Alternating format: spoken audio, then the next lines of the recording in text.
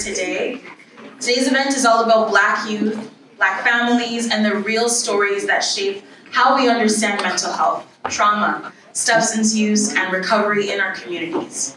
And I want to start with a land acknowledgement. We are gathered on the traditional territories of the Anishinaabe, Anishinaabeg, Dakota Oyate, Denisolan, and the Nehitawuk nations.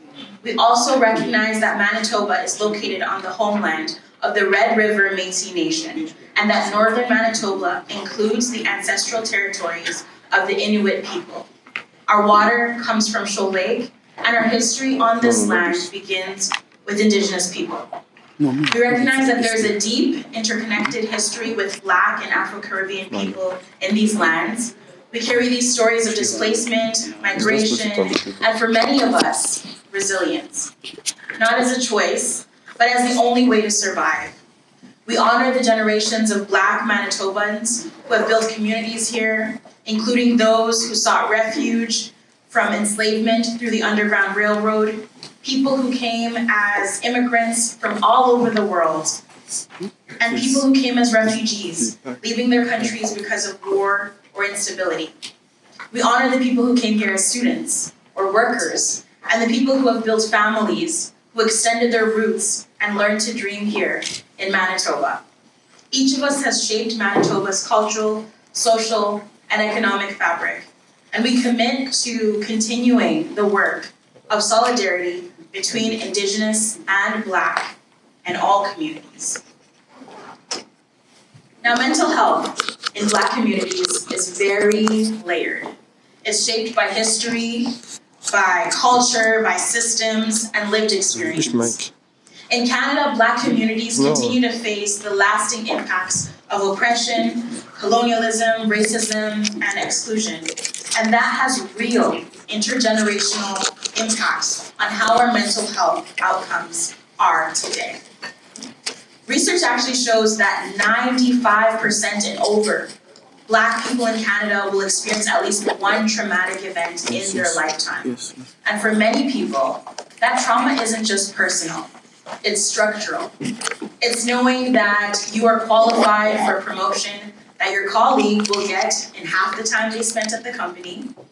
It's carrying the weight of your family and community while trying not to drown in your own stress. James Baldwin has a quote that I'll paraphrase, and it says, "To be Black in this country and to be relatively conscious is to be in a constant state of rage, almost all the time."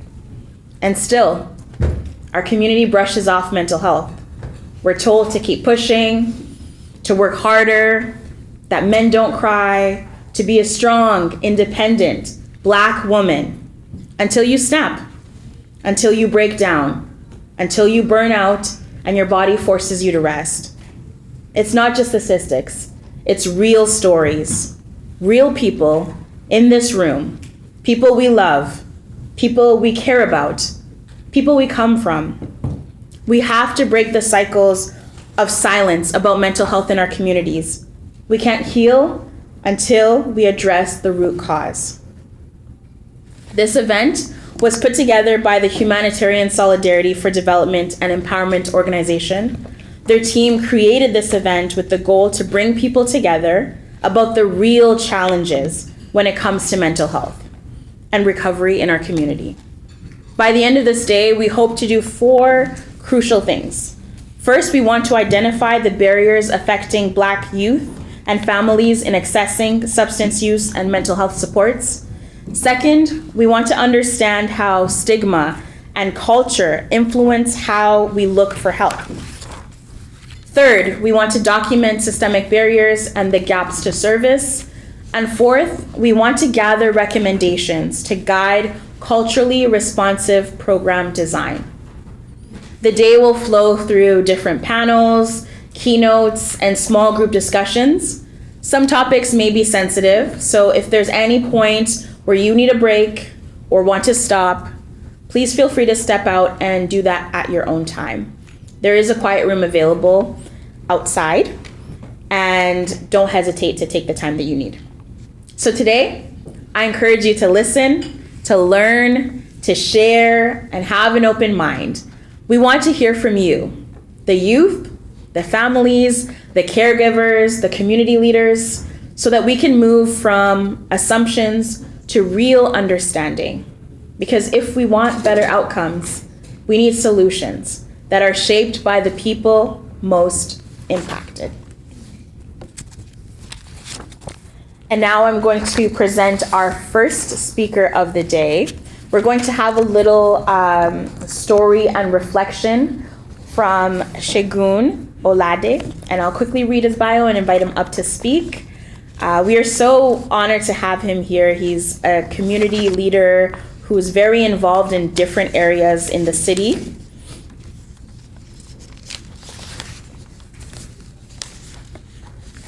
Hsde is a seasoned graphic designer with a passion for helping others, people and organizations, helping them build strong, memorable brands. He's worked on all sorts of projects, from packaging and marketing materials to design for NGOs and creative agencies. Alongside his design work, Hsde enjoys coaching entrepreneurs in branding and design thinking, and he creates educational content to make design ideas easy to understand. One highlight of his career is designing postage stamps for Canada Post, a project he's especially proud of. For over 17 years, he taught at the University of Manitoba, sharing his knowledge of graphic design, design theory, and the history of visual communication.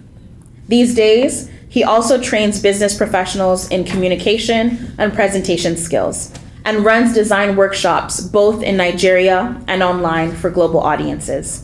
Hsde is an active member of his community, serving as an advisor, a mentor, a member at large, and board member for many local organizations. He also sits on the steering committee for TEDx Winnipeg, helping bring creative ideas to the stage.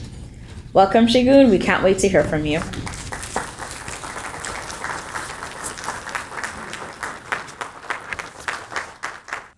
Good morning. It's good to see everybody. I'm flying without a tether today. No PowerPoint, just talking. And let me start by saying that I usually tell people how many pages I have with me that I'm going to go through. Whether you like it or not, I'm going to go through many pages today. Not just 4 pages, but 23. Are you ready for this? Yes. But I also need your participation as well. So I'm going to call on you at some point to come and help. One of the things that I want right away, and I forgot to mention this, could I please have 2 of the high chairs here with me? Thank you. So let's start with the raise your hand if, and I want you to be very honest. Raise your hand if you've ever been discouraged. Raise your hand if you've ever been sad. Raise your hand if you've ever been hopeless. Raise your hand if you ever felt apathetic. That's almost all of us in here. So I'm not going to talk to you directly, I'm going to talk to myself. So I'm going to ask for someone to represent me here instead of me talking to an empty chair. Do I have a volunteer, a male? Please come. Thank you. And not to be left out, I also need someone that's looking directly at me, if you would like to volunteer as my female counterpart. Not yet. You'll have your chance when you get back to your table.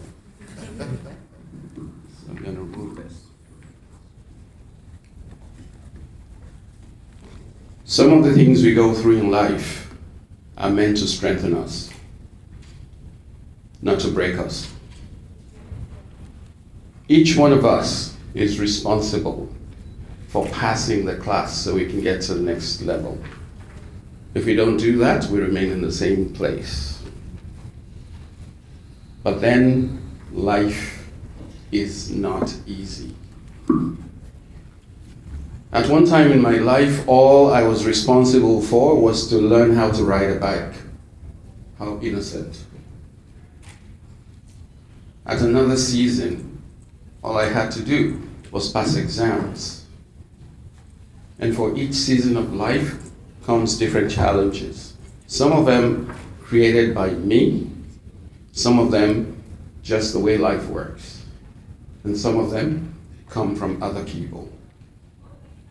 So, at some point in life, I become responsible for other people. As a husband, a father, an employer. And now I'm in a different state of life. I feel that I'm responsible for my community. That's why I'm standing here. Was it easy? Well, let's find out. So, I'm going to be talking to myself sitting on the chair. And I'm going to tell you some things that you need to hear. There was a day you felt very discouraged because you were looking for help and it never came. That's discouraging. We'll find a way to do this so it stays. There were times when you felt sad because you had expectations that never came through. And you waited, and you waited, and you waited, and you felt sad.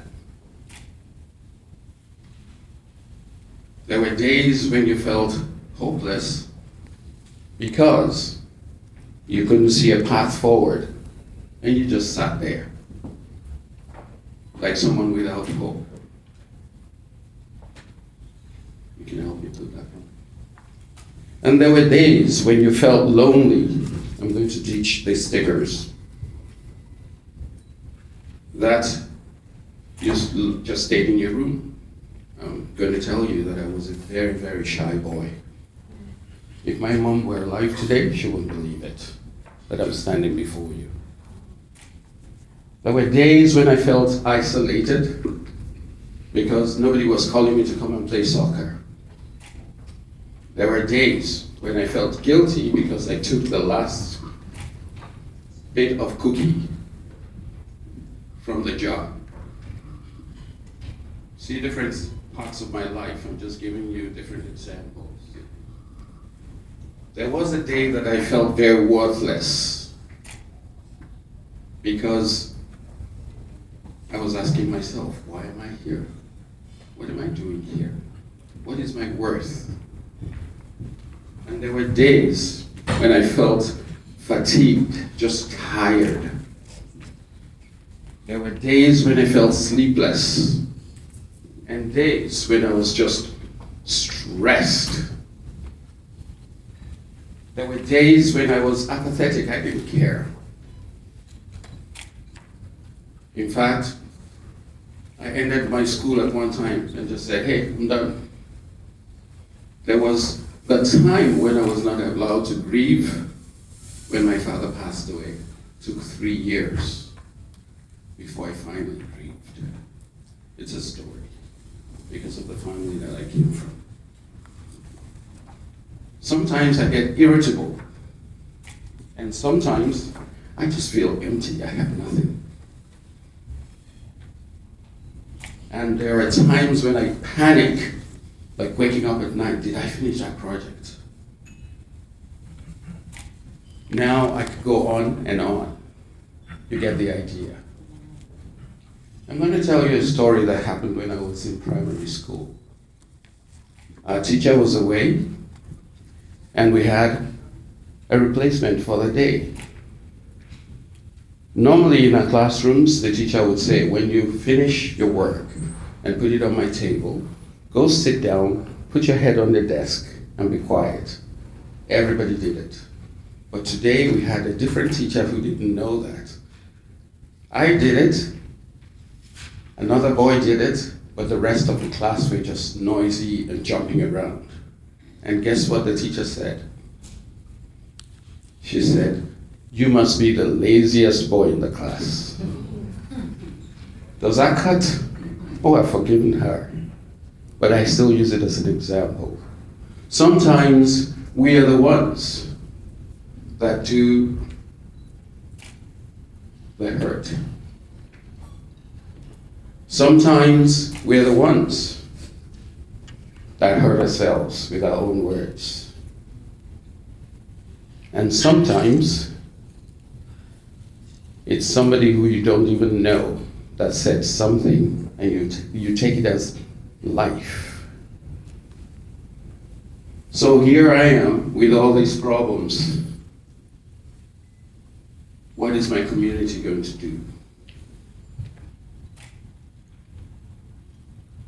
So here's the challenge, and I'm going to get you moving.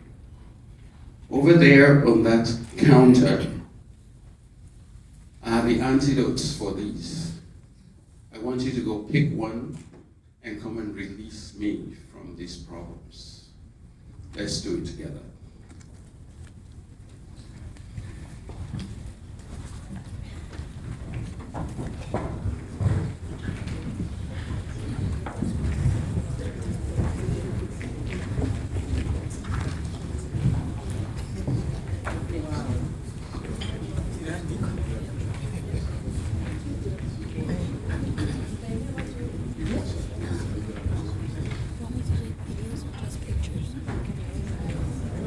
So basically look for the antidote, look for the medicine that's going to heal these hurts, these words. And when you come here, hand it to them and take that one away, because you're helping me heal as a community. You see me in trouble, you didn't just sit, you're actually coming to help me. In the society where I come from, we work as a village. Here is the village. Taking my pain away, encouraging me.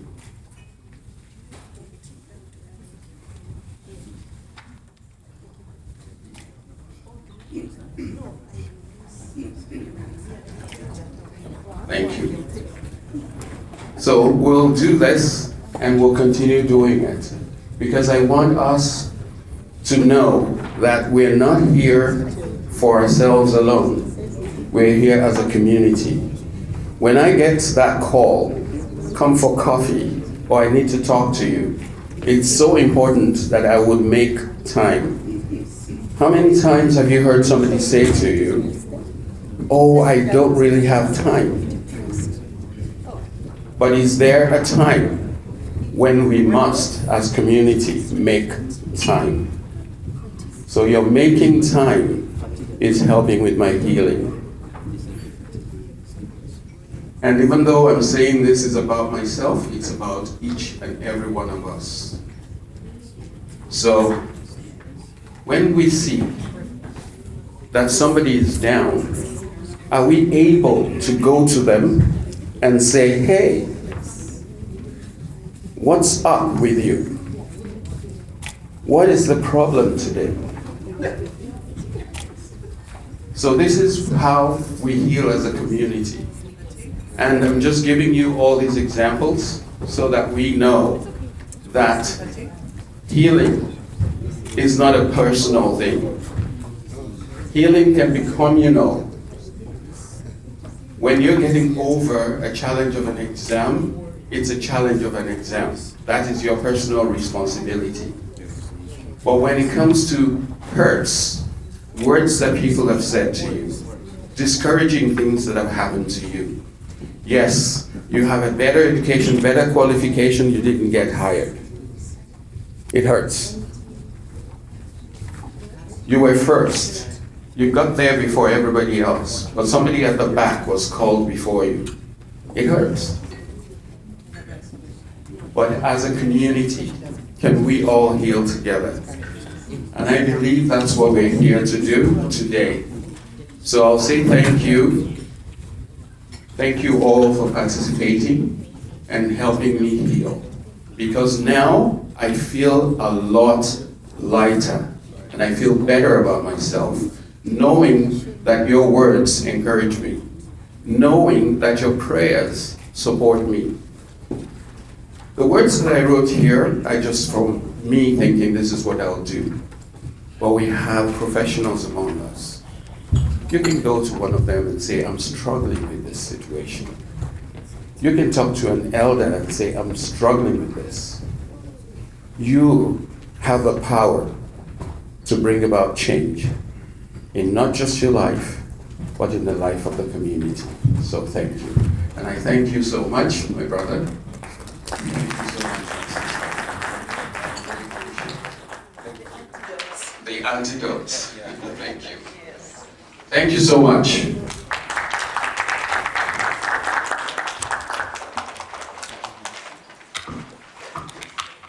Thank you, Shagun. What a wonderful visual of what it really means to heal for yourself with your community.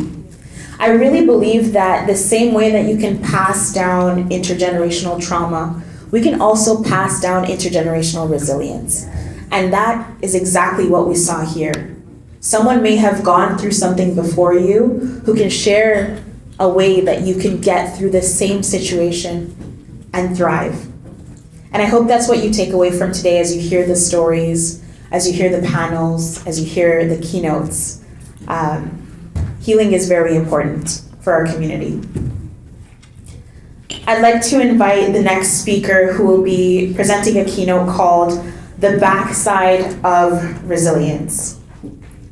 Dr. Tamara Chambers-Richards is a respected leader in health sciences and wellness education, holding a PhD in epidemiology from the University of Saskatchewan. With over 20 years in higher education, she is recognized for her expertise in strategic planning, accreditation, and curriculum innovation. Throughout her leadership journey, she has advanced student success, strengthened health science programming, and championed equity, diversity, inclusion, and belonging. A recipient of SciCan Bronze Award for Leadership Excellence, Dr. Chambers-Richards is deeply committed to truth and reconciliation and believes education is a powerful catalyst for social change. Welcome, Dr. Chambers-Richards.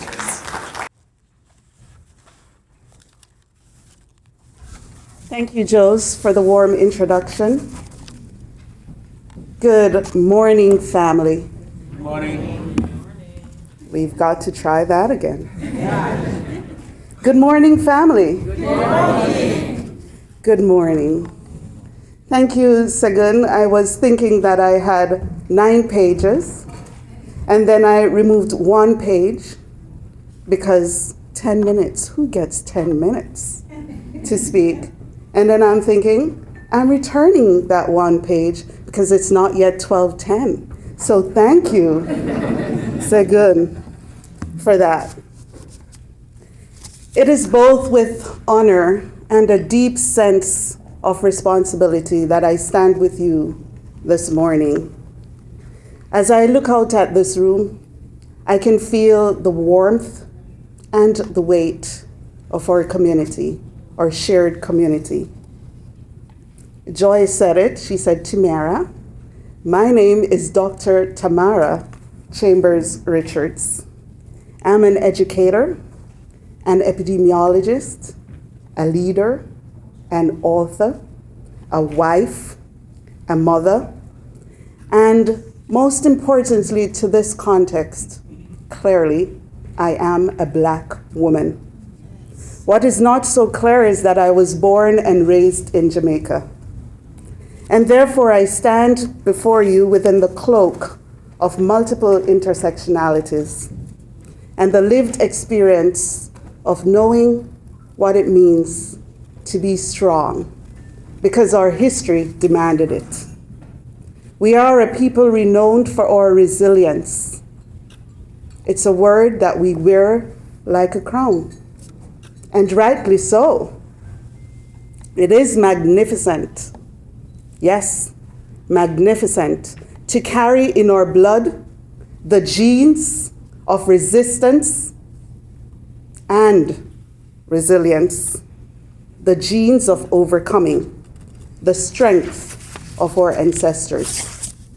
But today, I want us to explore the unresolved side of that legacy, the back side of resilience, and why it is not a badge of honor. Because the backside of resilience is hardship, those heavy experiences that, if left unchecked, can harm and scar us irreparably. As an epidemiologist, I can't help examining resilience through the lens of life course epidemiology. This is the science that ill health is not just determined by big single events, but by the accumulation of tiny daily insults over a lifetime. And when I talk about insults, I'm not talking about somebody telling you something nasty, though it could be too. I'm talking about things that are not small or forgettable. For our community, these are incidents that are destructive and demeaning, such as microaggressions at work or at school. They are the constant vigilance that we must practice to keep our children safe from racial bias. They are the financial pressures, the representation gaps, the knowing that we must work twice as hard to get half as far. For the youth, they are the struggles of fitting into two different worlds. That of their parents' ideologies that were harnessed through their upbringing as strong Black citizens, and that of their own survival in the world that they now live, a world where dominant ways of being are not their own. As Blacks, individually, we shake off these insults, these harms. We have to. We are Black. We are resilient. But beneath the surface of resilience is this biological truth. The body, it keeps score. The body remembers what the mind buries, ignores, or tries to forget.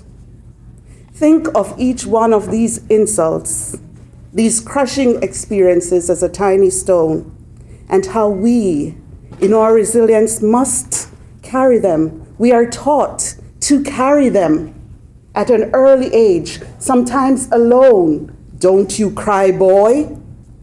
I'll give you something to cry for, girl. One by one, these tiny stones, they fill our pockets, they fill our bags, they fill our hearts. Yet, we adjust our postures. We keep walking.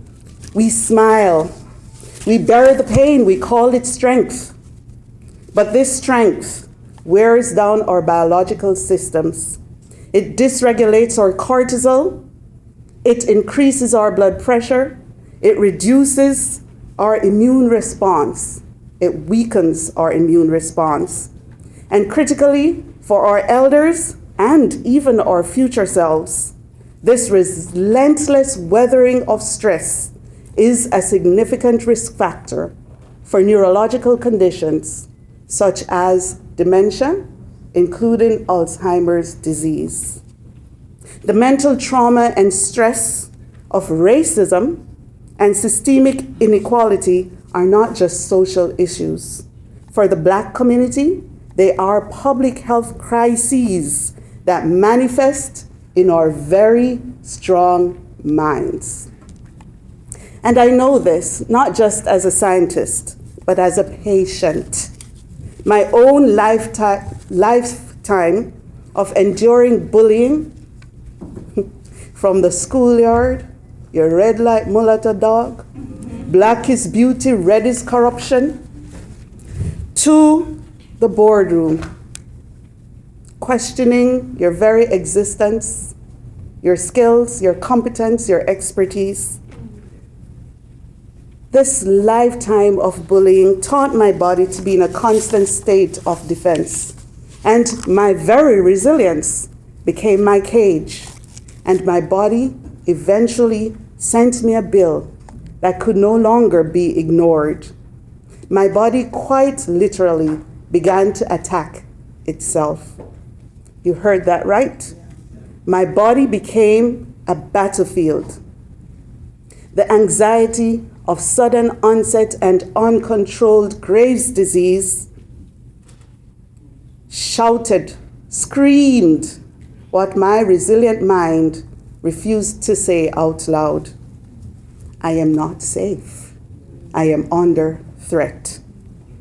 My resilience had run out. I had to learn a new way of being strong. I had to learn to say no. More quiet bearing of this harm. I had to reframe my resilience, to learn that standing up for myself was not defiance, it was not ungodly, but a non-negotiable prescription for my health as a strong Black woman.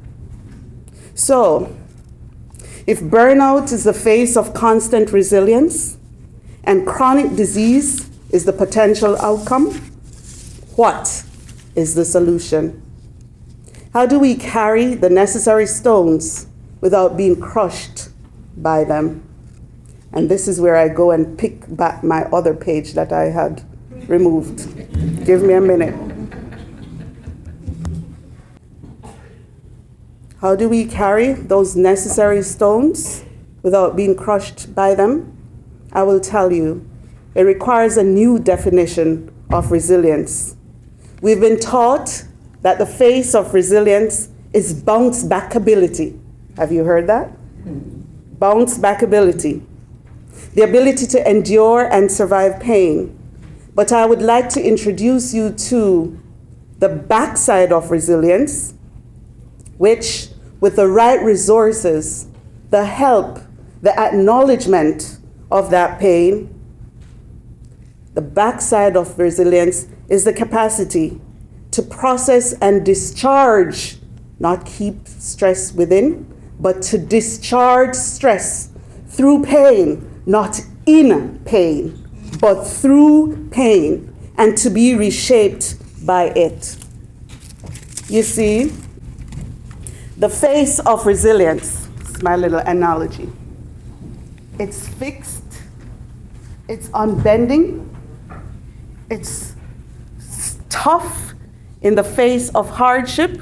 It has very little give, but the pain remains constant. Each time it stretches, it bounces back, and the pain remains constant. That is the face of resilience. You keep going. Right here is a major artery. This cuts off blood supply. This very resilience that we're taught to own, to carry. Got to take it off because that pain becomes unbearable. But the backside of resilience, it doesn't minimize our pain. It provides the support that we need to work through that pain. It is flexible. It is not fixed. This backside of resilience provides the opportunity to reshape our pain, to be creative, to be innovative. The backside of resilience teaches us that hardship doesn't make us unbending and strong without the ability to be resilient, to be flexible, to grow, to learn, to create, to innovate, to change, to be your best self. That is the backside of resilience. Not sitting in pain, but working through pain.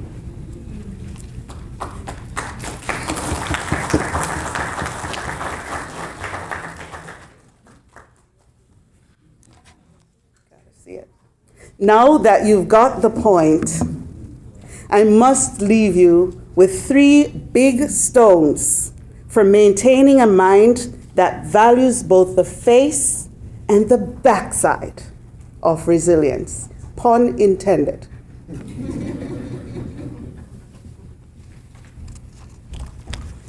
The first stone, the huge stone, is that we need to name it to tame it.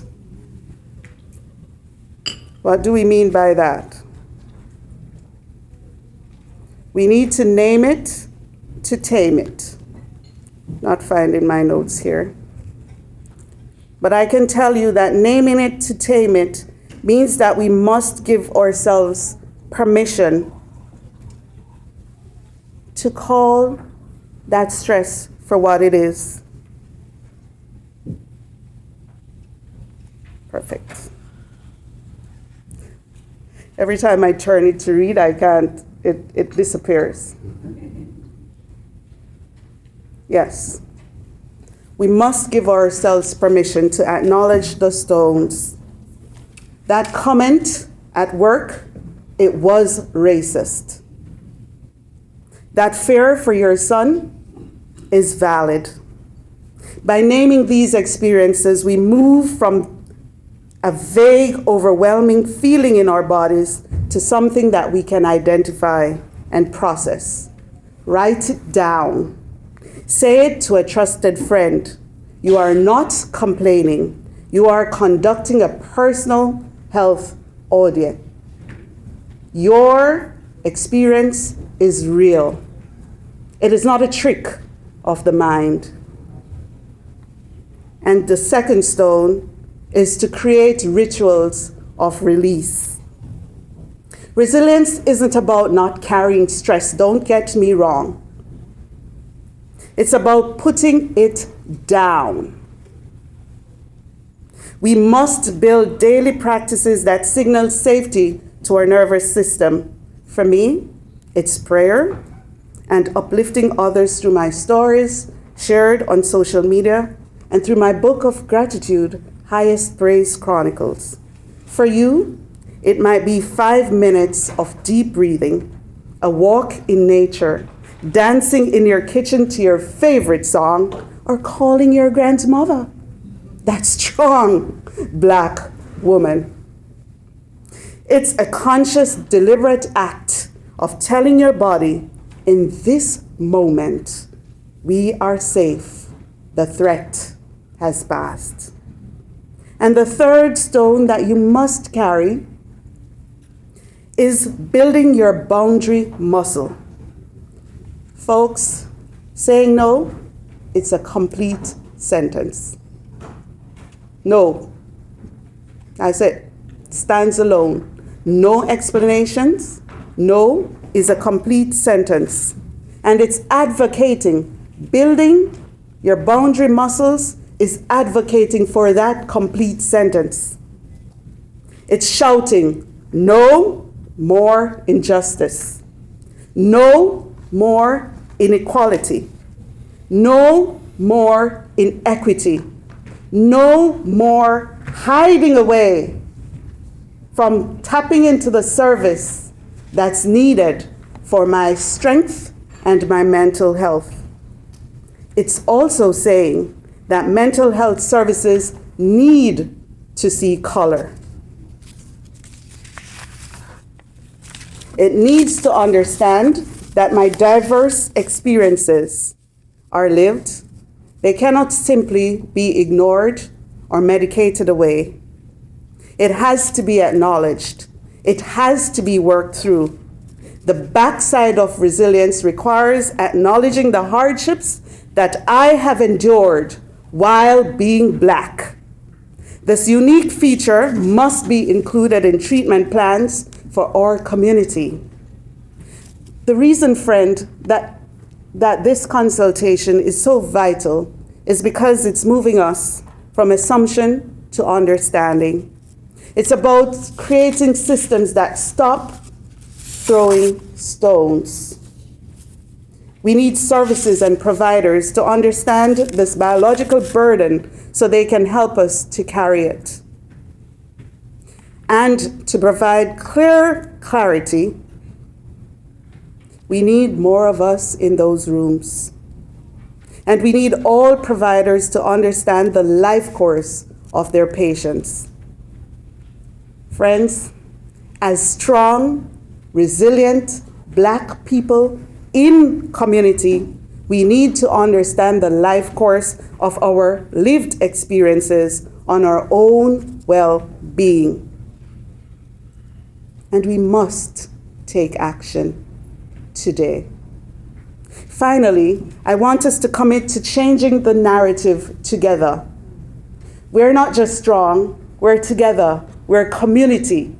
We don't just see the face of resilience, we enjoy its backside. That of being ourselves, of being strong, of standing tall, of being proud of your history. We can honor the resilience of our ancestors, of our community, not by burning ourselves out, but by building a holistic, resilient future where we stand together, advocate for one another, and where our inextricably linked mental and physical health are not the price we pay for Black survival. For you see, resilience has both a face and a backside. Thank you.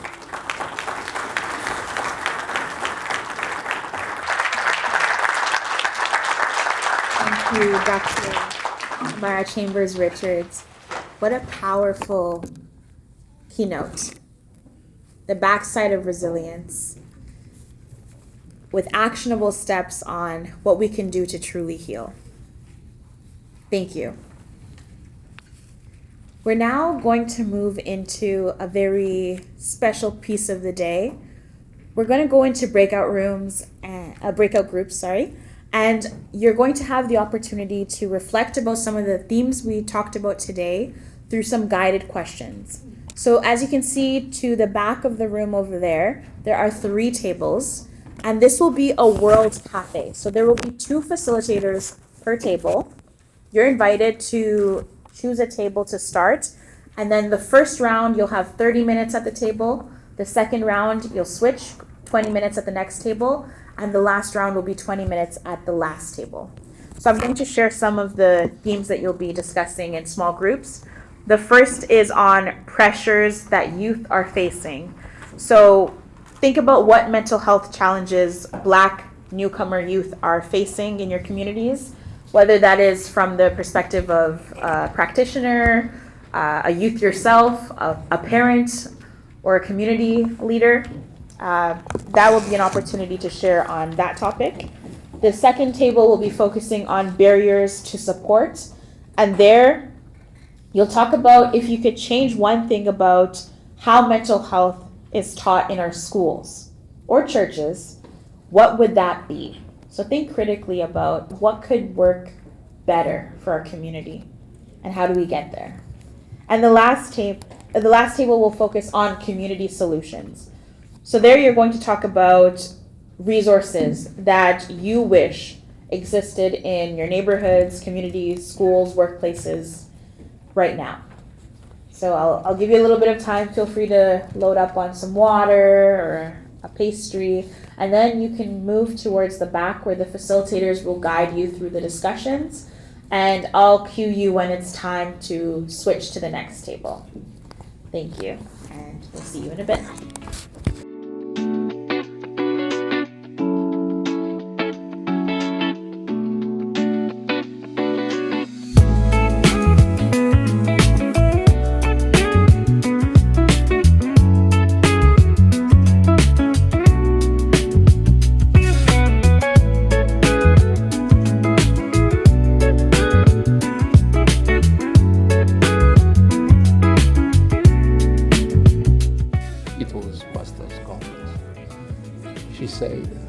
They asked her, how can we help you, she said.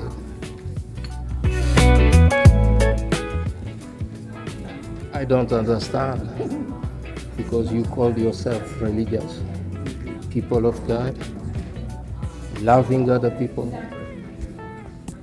You call me your sisters, and you are killing our kids, killing our cousins.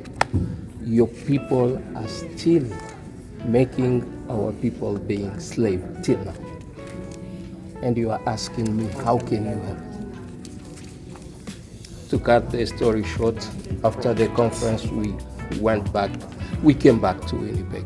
Because I'm in school full time, so he's funding my lifestyle. It's like, because like obviously we're not gonna ask these students to pay for those services, right? So like, where do we get that funding from? And like you said, they always say no to funding, right? Like anything that costs money, it's impossible. And yeah, that's something I would love to see.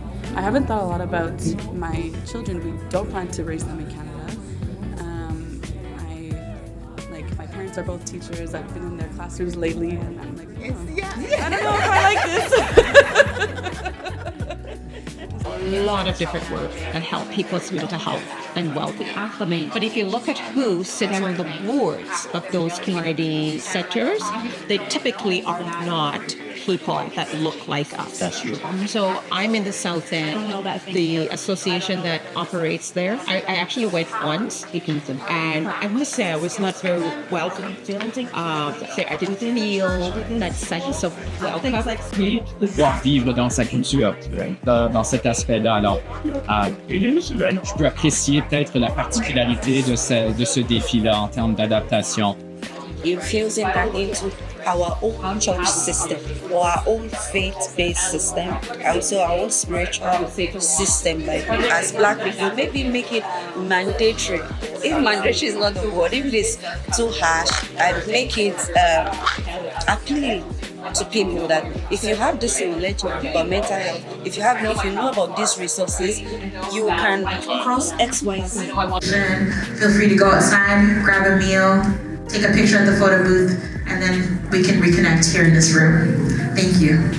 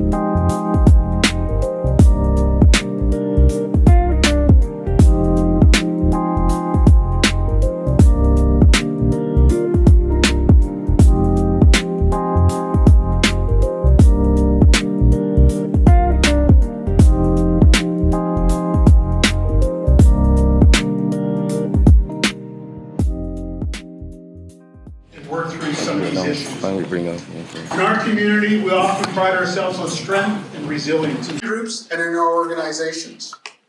Let's make it a practice to check in with one another, not just in times of crisis, but regularly. A simple, how are you? Really, it can be a lifeline that helps somebody else. We have also a responsibility to provide the necessary supports for one another. Whether you're a parent, a youth worker, a friend, or a service provider, we all have a role in ensuring that there is a warm, non-judgmental hand reaching back. Our city, the city of Winnipeg, is committed to equity, inclusion, and ongoing engagement. But a commitment is only as good as the follow-through. We are here today to listen, but more importantly, we are here to act. We are here to act tomorrow, to affirm that Black communities will no longer be underrepresented in the programs that are meant to serve them. You know, before I close, I want to take a moment to celebrate. We often talk about the challenges, but we must also celebrate the resilience, the leadership, and the contributions of Black youth and families and our community. To the youth in this room, your voice is shaping the future. To families, your wisdom is our foundation. And to the partners here today, I want to thank you for organizing this space for the much-needed dialogue. Thank you. Creations of this content for honest conversation is the act of leadership in and of itself. Let us lead here today, not just with a list of problems, but with a renewed commitment to partnership. The work ahead is significant, but we do have it within us to overcome, and we're not doing it alone. By continuing to collaborate, by checking in with each other once a day, and recognizing that reaching out is a sign of strength, we will build a system that doesn't serve just Black youth and families, it uplifts them. Thank you, and let's get to work.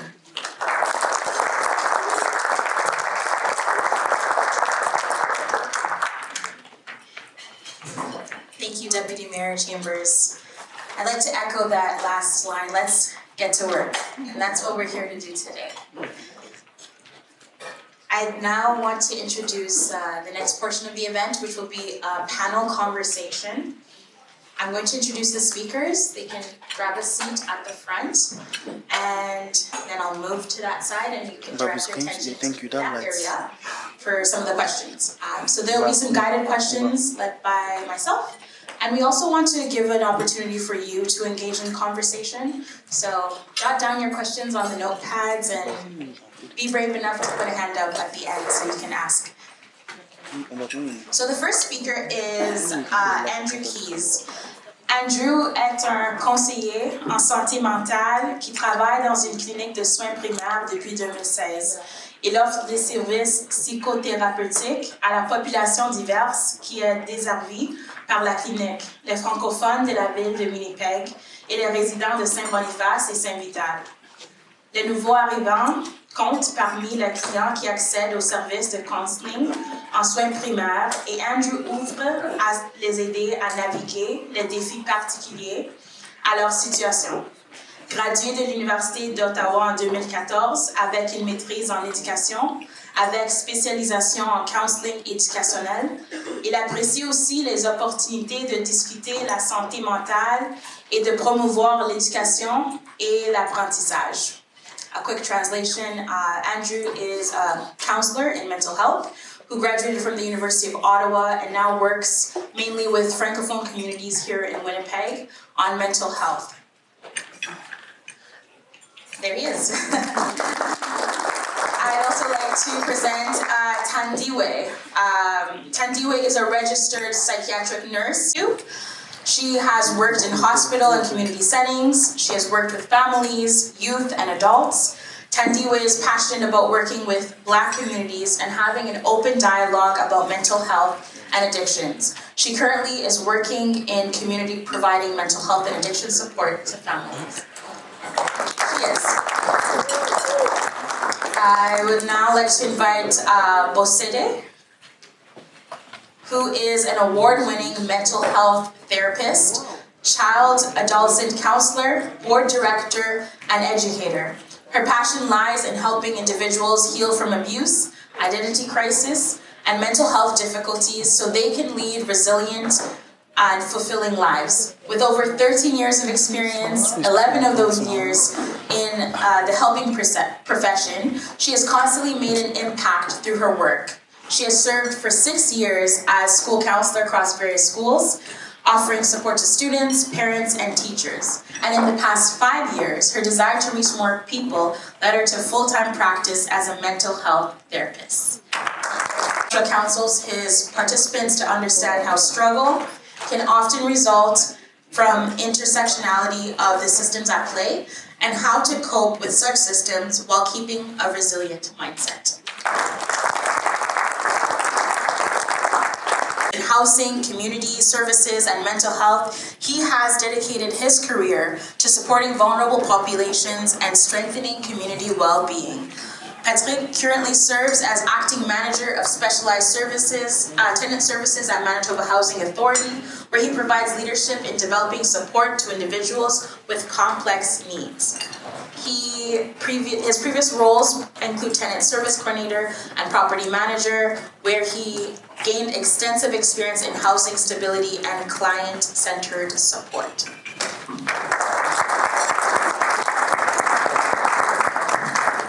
And I want to ask you, when you hear mental health, what does that mean to you? Why don't we start over here and then we'll move down. Thank you. When I hear mental health, I hear the health part first, I think. I think of health on a continuum, and I think healthcare's role is to assist people in moving along the continuum towards healthier outcomes. Those include physical health outcomes and mental health outcomes. And I think that we can probably do away with the distinction between the two, to be honest. Because I think we can get lost in the weeds in trying to distinguish what is mental and what is physical. So, what is mental health? Mental health is health. And that's all I have to say. Thank you. Hello, hi, my name is Tandy Wei. I also go by Tandy. For me, mental health is community, and I think that's where it starts. I think a lot of people, especially when it comes to their mental health, they try to treat it alone, and we know that people thrive in community. So coming to events like this is mental wellness for me, and that's where the conversation starts with community. Thank you. Hi everyone. When I hear mental health, I think about fulfillment. I think about my daily living, myself sleeping, waking up, going about my daily activities, because the accumulation of all of this will determine my functionality and then my journey in 1, 2, 3, 5 years, maybe 10 years thereabouts. So when I hear mental health, I think about the tiny bits that fits together and can help me live a life that is fulfilling. I guess I'll go next. When we talk about mental health, I feel it's all-encompassing.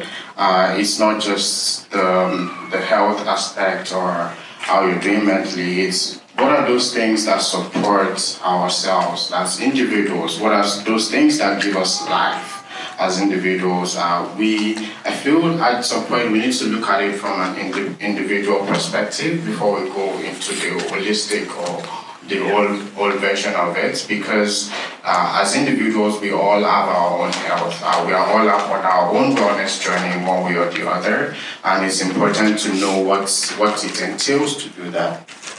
Oh, no problem. Yeah. So I feel like it's important to have individual plans for what is my own health like, what is my wellness like. I know that the term mental health in itself is stigmatizing sometimes for people in Black communities, and that's why I tend to use the word mental wellness instead, because it's more familiar to us. Yeah, thank you. Thank you. All right, so for me, when I hear mental health, what is mental health? I like the definition that the World Health Organization offers for mental health, right? It's just the state of well-being, which allows you to cope with the normal stress of life, contribute to your community, and really just live a simple life, right? So just that. Mental health itself is not the pathology part, it's just your ability to just exist in a space. So that's kind of what I see as the definition of mental health. So I'll leave it with that. Yeah, thank you. answers all around. First, I want to talk a little bit about breaking this stigma. In your line of work and with the communities and people you serve, what would you say is one of the biggest cultural misconceptions when it comes to mental health? Well, I think one of the biggest part about misconception is we think it just happens to others, not us.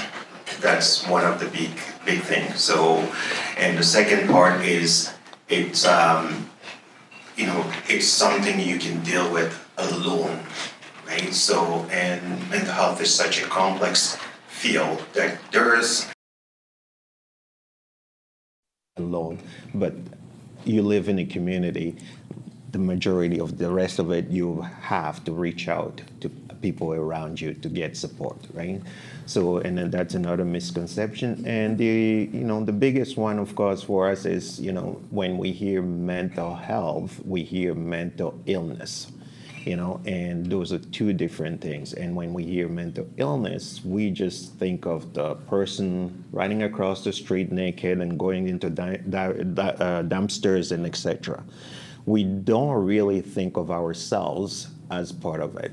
So I'll give you an example, and I'm gonna overgeneralize here, but just to kind of give you a context here. How many of you have ever woken up in the morning and feeling really, really tired and you don't want to leave your bed? Raise your hand. How many of you ever had like a headache that just can't go away? Raise your hand. How many of you have ever woken up in the morning and then you have this song or this saying that's kind of repeating in your head over and over? Raise your hand. All right, so as you could see, if I was to overgeneralize, I could say everyone here has mental health issues. Right? If I was to overgeneralize, right? So I say, well, everybody here has mental health issues. So now tell me, why are you not paying attention to it? So I'll leave it at that. I think I'll continue from where you stopped and say one major misconception is that mental health is spiritual, and we over-spiritualize mental health. I'm talking from my own experience. When I came here as a student, I had to really dig deep and work hard, and my mental health suffered for it. But every time I try to talk to my family members, my sisters, and my parents about it, the first thing they ask is, what church are you going to?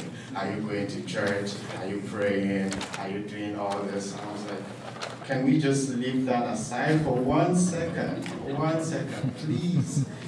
So I had to really stand my ground and let them know what I'm talking about is totally different. This is how I am feeling within myself. And as Africans or as people from Black communities, we tend to over-spiritualize these things. There's a space for spirituality, and there's a space for the medical aspect or the wellness part of it. But a lot of us are not, a lot of parents or people are not informed and educated in those things. So it's time to start talking about it more, start creating more awareness, and making people start to understand what it truly means and how to support people that are going through difficult times. Thank you. I would say one misconception that I've seen is there is this phrase and this statement that goes around that Black don't crack. Because you're Black, because we are Black, we should be strong. We're strong people. No matter the challenges, no matter the difficulties that we face, we should always come out looking resilient and having happy faces, smiling always, and showing up even when we are suffering, even when things are going wrong with our mental health. Working with people, I have seen that individuals are struggling. I've worked with children, I've worked with women. I also have my lived experience as well, and the people around you cannot even see. I ask myself sometimes, is it that they see and they are trying to play ignorant? They are trying to pretend that they do not see the challenges that you are going through because they just want you to figure it out. So it's the narrative that has been passed on to us from generation to generation that if you're black, you should figure it out. If there's something wrong with you, you're a black girl, you're a black boy, things will work out fine. Maybe you just need to go out, dance, listen to some music, and everything will be all right. But it doesn't work that way. There are times that, well, those measures can be helpful if the challenge is mild, if it is basic, but if there are complex issues, let's say postpartum depression that I went through, for example, and can I be vulnerable? Yes. Yeah. So, as a new mom, I experienced then a couple of years ago, nobody taught me about motherhood. Everyone, if you're pregnant, everyone is just saying, hey, new wife, you're looking good, and then you give birth, voila, the baby is here. Congratulations, like you said, and then life goes on, but it doesn't work that way, it doesn't happen that way. This is a whole human being that I'm dealing with that can't even defend himself or herself, and I have to think for that person, I have to feel for that person, I have to be responsible for that person and myself, and there are other things happening in my life, and people in my life rather, people just want you to figure it out and be strong. Others have gone through it. As a black woman or as a black man, you will scale through it as well, but it doesn't happen that way. There are times that we need to speak out. We need to just allow people to share their burden. We need to allow them to unburden, to speak about their challenges and recommend resources that can be very helpful to them. We're black, we're strong, but sometimes again, we can need help. Mm-hmm. Sure. I think I want to touch on something that was talked about earlier, the spiritual aspect. Again, religion and prayer and faith can be very helpful for your mental health. It absolutely can. But what happens when people need additional resources, right? Is your faith, is your religion, are they going to be accepting of that, right? Mm-hmm. A lot of the things I've heard, right, going through my own kind of mental health experiences are, right, have you tried praying more? Have you tried praying harder? I was somebody who was going to church every Sunday, right? And so then I started to think that maybe something was wrong with my spirituality, right? That I was practicing my faith wrong. And, we also have to have honest conversations, right? Some people's trauma and pain comes from the church, right? Yeah. And for some people, that is their experience and that is their truth, and we shouldn't demonize them for it. We should listen to them and understand that that's their experience, right? It may not be your experience, but it's theirs, right? And what I learned in the church is that you come as you are, right? So are you going to accept that person for what they're going through, or are you going to shun them away? I've learned we're not supposed to shun people away, but I've seen it happen, right? In this very community. So yeah, I think there's so many barriers I can think of, but I also learned a lot of strengths, right, from my community as well. And I also want to touch on substance use. It's just something we don't really talk about in our community. I want everybody here to think of, again, what substance use looks like to you. What does that person look like? What are they wearing? Where do they live? What do they do for work? Do they work, right? And a lot of the times I will ask Black people that, and they're not envisioning a Black person, right? Right? And addiction touches everybody from all walks of life, and it's a conversation I don't hear a lot about in these spaces, and that just drives people, I think, further into secrecy and shame and further into addiction. So I'm always wanting to be a part of these conversations to talk about those things so that if somebody is dealing with a substance use issue, they feel free to talk about it without judgment. Thank you. Thank you. I want to thank all my co-panelists. I think they've covered everything. I do want to say something, though, that came up to mind when I was listening to some of these responses. And I'm going to approach the question, I think, from a different angle, rather than looking at the myths or maybe the mistaken notions that people generally have towards mental health. I can talk about the ones that mental health practitioners like myself may have. And I know for a long time, the profession of psychotherapy, counseling, psychology, psychiatry, the emphasis is often on the individual. And as we know from discussions today, from experience, that an individual is a lot more a reflection of their community is tied into their community. The bonds that join people cannot be taken away if we are to understand an individual and the struggles related to their mental health or substance use. So I think that we need to start looking at not just communities that individuals are a part of, but how those communities are affected disproportionately by the harms in society, the barriers that are put in place, that have been in place and that are allowed to remain. And I just wanted to touch on that because I know a lot of folks, a lot of people that I work with struggle with this notion that they're just not working hard enough. They're just not smart enough. They're just not good enough.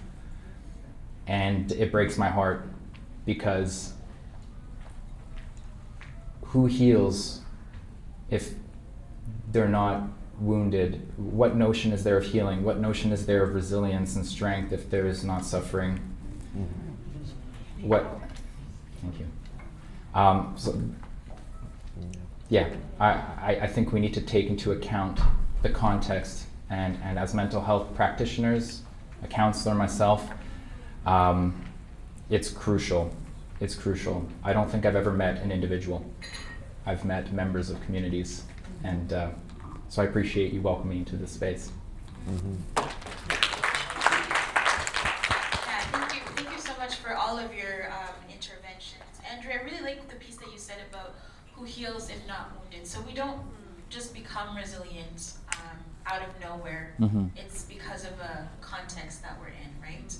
And I want you to share, all of you, a bit more on how can people understand mental health when they don't have the clinical language? What are some tangible ways they can describe what they're going through? With common terms, and how can they learn from that or start there? So I think that's a great question, right? So first of all, it's just the acknowledgement that you need to reach out, right? So if you don't have the word or don't understand whether what you're going through is mental health or not, just have the courage of reaching out. That's step one. Hey, I woke up this morning and I'm hearing some voices, I think I'm hearing voices, or something is just not well in my head. Just those simple words, right? And second is the person that you're reaching out to having the education that mental health can manifest in various ways, right? And when mental illnesses can manifest in various ways. So, and especially for us Black people, I come a lot across situations where people have gone to the doctors and they've dealt with a lot of issues, but they never talk to them about depression. When a Black man or a Black woman is going through depression, they can be very angry. But if you look at the DSM criterion, being angry might not be one of the criterion to determine that you have depression. We have different characteristics that are specific to our reality. So, and then when I start talking to them, and then I'm like, I think you're just going through depression. And after we cup, a few words, and they're like, yeah, that's more like it. They understand it. So step one, reach out. I think I will start with saying that it's important to start using terms that people can identify with more, instead of putting it in the umbrella of mental health. Because when you say that, people's, I think it's a triggering word for a lot of Black folks, and they start thinking about someone that is running on the streets, right? We need to start looking at words that are more personal to us. What are some things? What are you feeling? How are you feeling? Are you noticing that you are isolating yourself more? What's your relationship like with your community? Do you have a community that you belong to as well? Using terms that people can easily pick up, are you feeling anxious? are you going? Do you think you're having an anxiety attack, or are you feeling stressed or panicked, or do you feel like you're getting sad a lot or feeling depressed? Instead of putting it all on that mental health and just use that word, let's start looking at language that we can identify with as individuals in the Black community, and I think that would really open up the space for people to talk about that more and to be involved in their own wellness and healing process. Great, thank you. I will still settle with the feelings that you have mentioned. So take for example, you wake up one morning feeling sad and you do not know why. That is natural.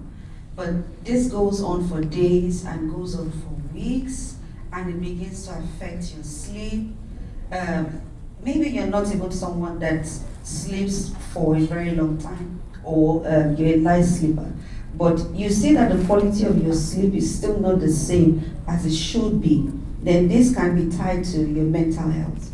You can also say maybe someone feeling helpless or hopeless. I would begin from someone feeling helpless.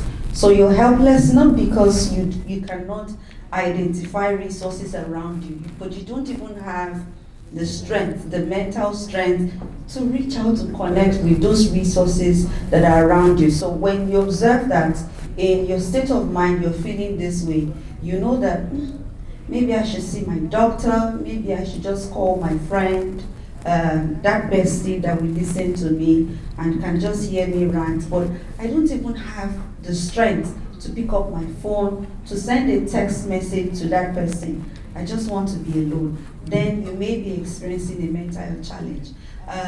Going to hopelessness now.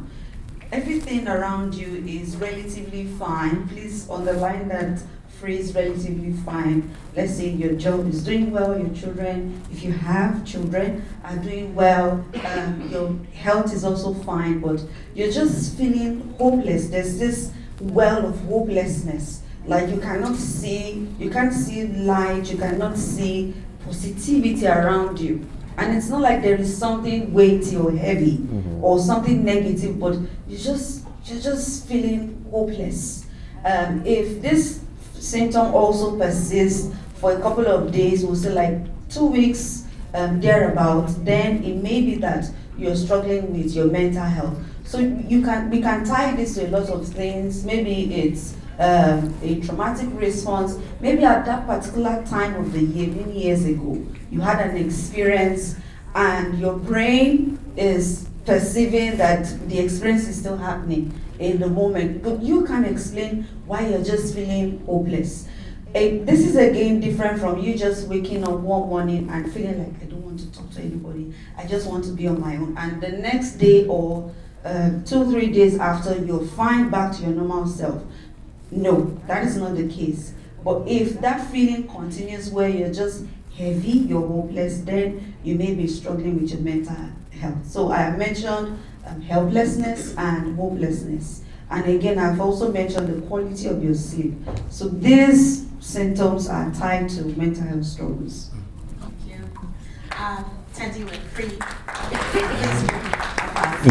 for you, I really want you to go on the lens of substance use and addiction in the same question. So what can people describe as substance use and addiction when they don't have the clinical terms or don't know the science? We probably all know someone or have been through it ourselves. What does that look like?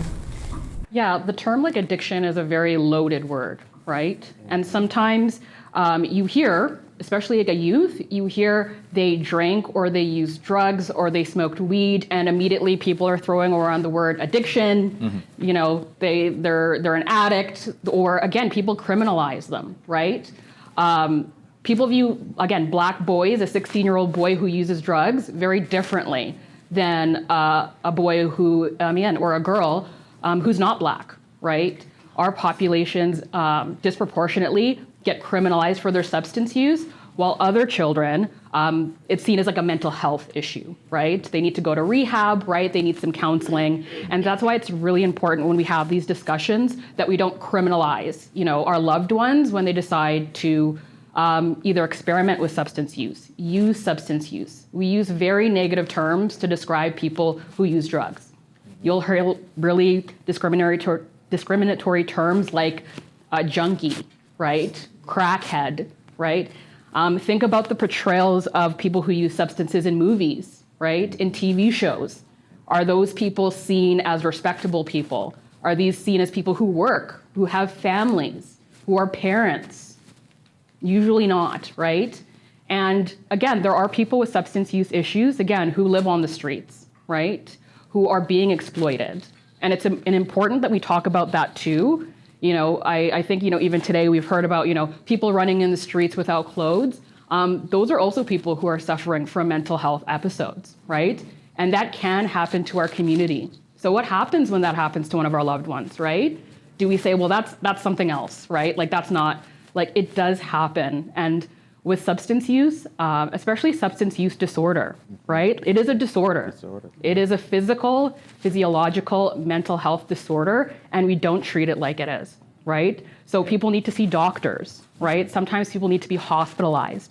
And so if you do know someone, again, who is struggling with their substance use, I would just ask that you treat it as a healthcare issue.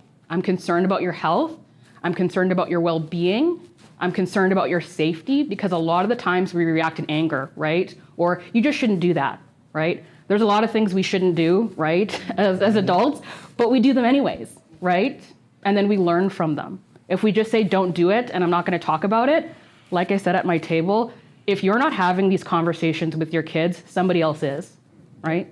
So do you want to be that person to be able to say, I'm going to have those conversations with my kids, regardless of what the outcome is, because you might hear some stuff you don't want to hear, right? And again, we're all learning. So if you react in anger or upset, you do or say the wrong thing, that's okay. How do we continue to have these conversations, right? If your kid is going to a party with other kids, right? Can you say to them, no matter what happens at this party, if you are feeling unsafe, if there is drug use, if there is drinking, and you feel unsafe, can you call me to come get you, right? Can I be that person? And if you're not that person, who is for your kid, right? It doesn't have to be you, but can it be an older sibling? Can it be an auntie? Can it be an uncle? If you don't know how to have that conversation, can you find somebody else that can, right? I have conversations with my little cousins, right? Can I be that person for you, right? Here are the conversations that if you told me something, right, I would have to tell your parents, right? Safety, right? If you are ever unsafe, if you are ever harmed physically or mentally, and safety is an issue, I would have to tell your parents, right? But if you tell me that you smoked weed on the weekend, do I necessarily have to tell your parents? Right? No. And there's a lot of people in this room that might disagree with that. I want to know, right? I have a right to know, right? But I always try to bring, in my work, parents into the fold. And I'll tell you, 99% of the time, kids are like, you know what, I do want one of my parents involved in this conversation, right? Sometimes you have to work at it. Here are the things I want to share with them. Can we have that conversation together, right? Sometimes you gotta have to work at it, right? But can you have those conversations with your kids and saying, regardless of what you are doing, I love you anyways, and I'm concerned about your health. How do we get you healthy? What does health look like? And I think when it comes to substance use, we're not approaching those conversations like that. It's just don't do it. And if you do, you're in big trouble. So let's kind of just try to flip the script is what I call it. Thank you. Yes. Yeah, yes. I love that. Thank you. Okay, pressure's on. That was so good.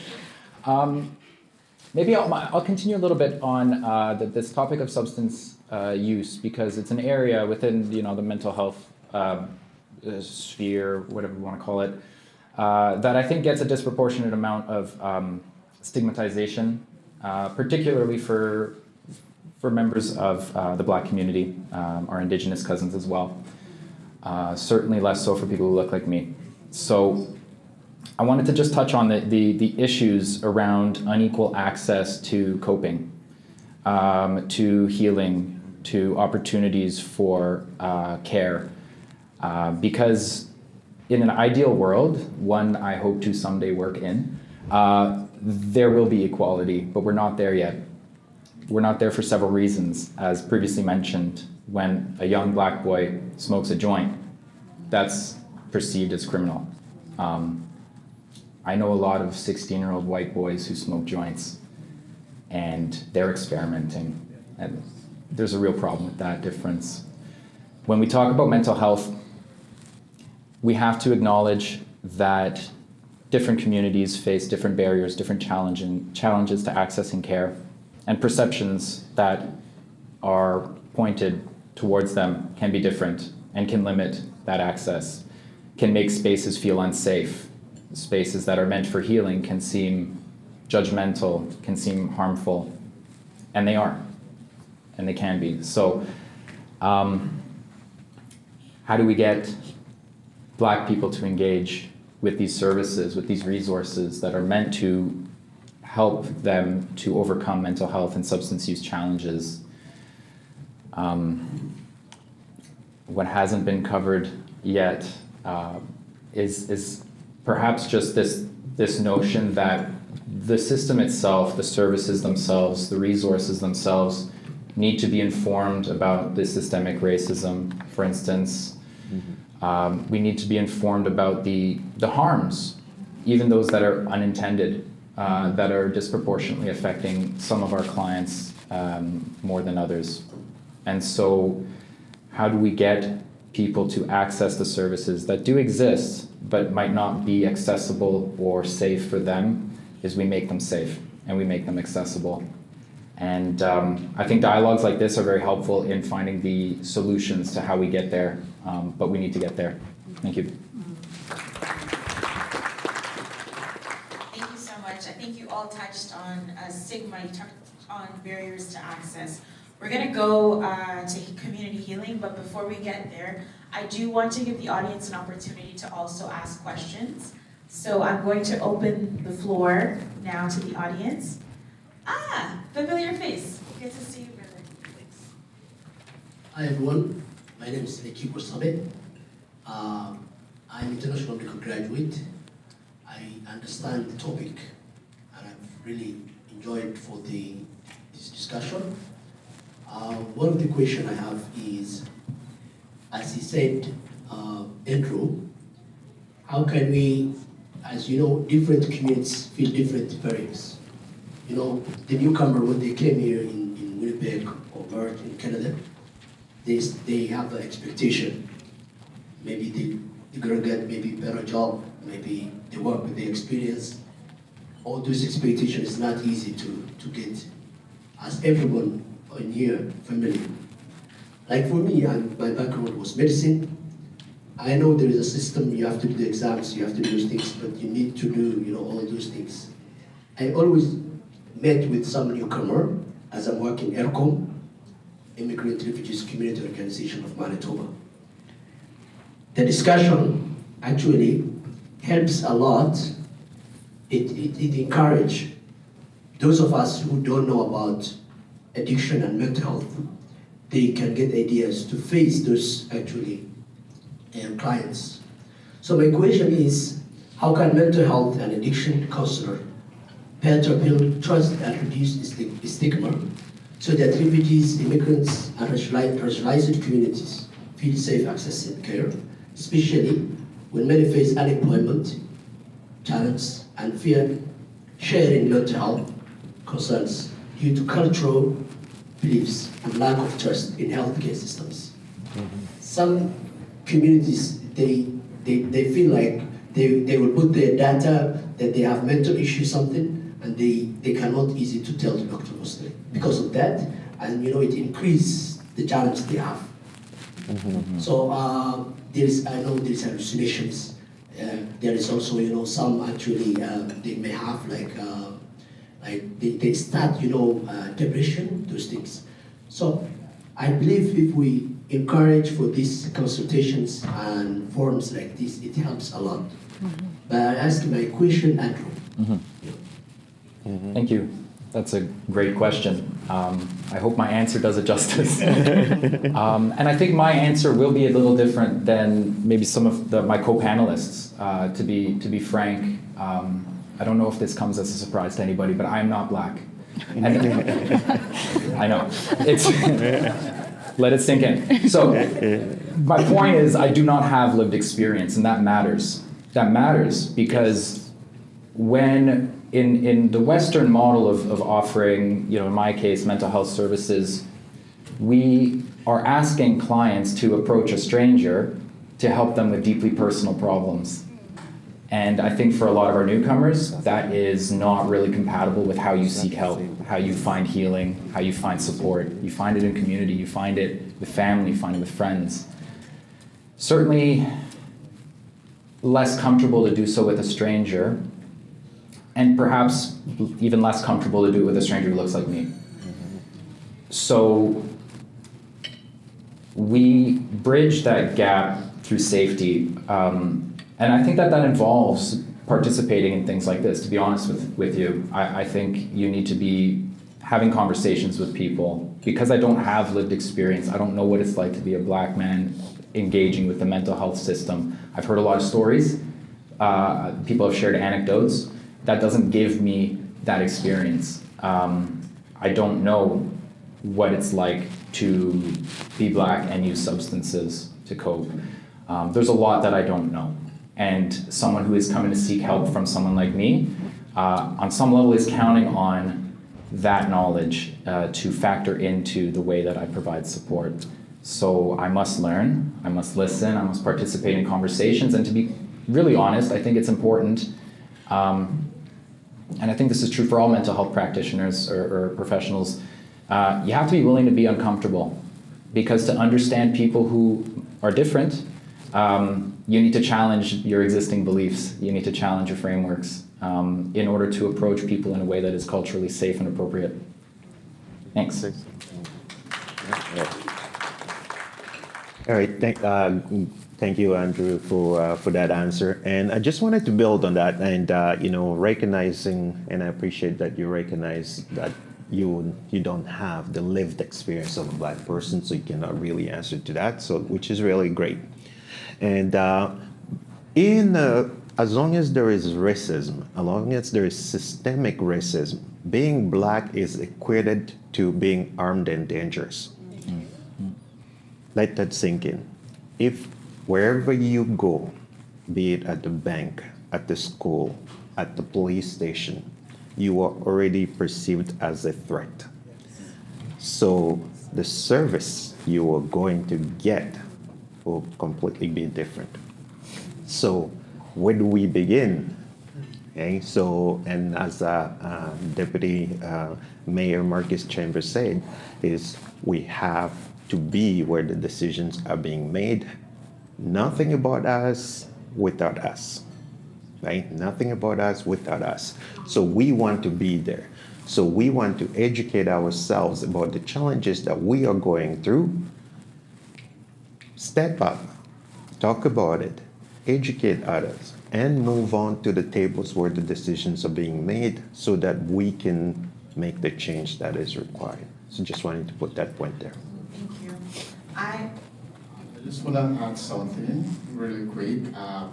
When we are talking about issues like this, these are vulnerable things that we discuss, and we can't discuss that with a complete stranger that doesn't look like us. It's very difficult to do that. So that's why we need to start looking for ways to get people more into that space, get more people, more counselors that are culturally sensitive, that understand the culture, because culture is also a huge part of mental health. And we need to know how people in different cultures and different perspectives deal with things like that. What can help you from your own culture? For instance, when I first came here, I didn't know where to get spice. I didn't know where to get habanero pepper, and I suffered for months. Because later I realized that I was being affected mentally without having spice. Yeah. I know it seems like a very small thing, but those things really matter. when we're talking about communities and culture and what makes us us, right? And looking at people that can understand us from their own perspective and from our own perspective as well. So if any of your children want to become counselors or therapists, please let them. We need more people in this space. We need more people that can support us. And we are not just doing this for now, we are doing this for the future generation. We have not even started talking about intergenerational trauma for black folks. We have not even opened that topic at all yet. Yeah. And those are the things that we still need to talk about later in the future. Thank you. So I'm going to take 2 more questions from the audience. The way we'll do this is we'll do it back to back. So you'll give your 2 questions and then we'll let the panel answer to which they choose, okay? Starting here. Thank you. You're not strangers to me, so I'm going to tell you about a deeply personal problem. Normally, I watch a lot of movies. Before the pandemic, after every movie, I analyze the movie.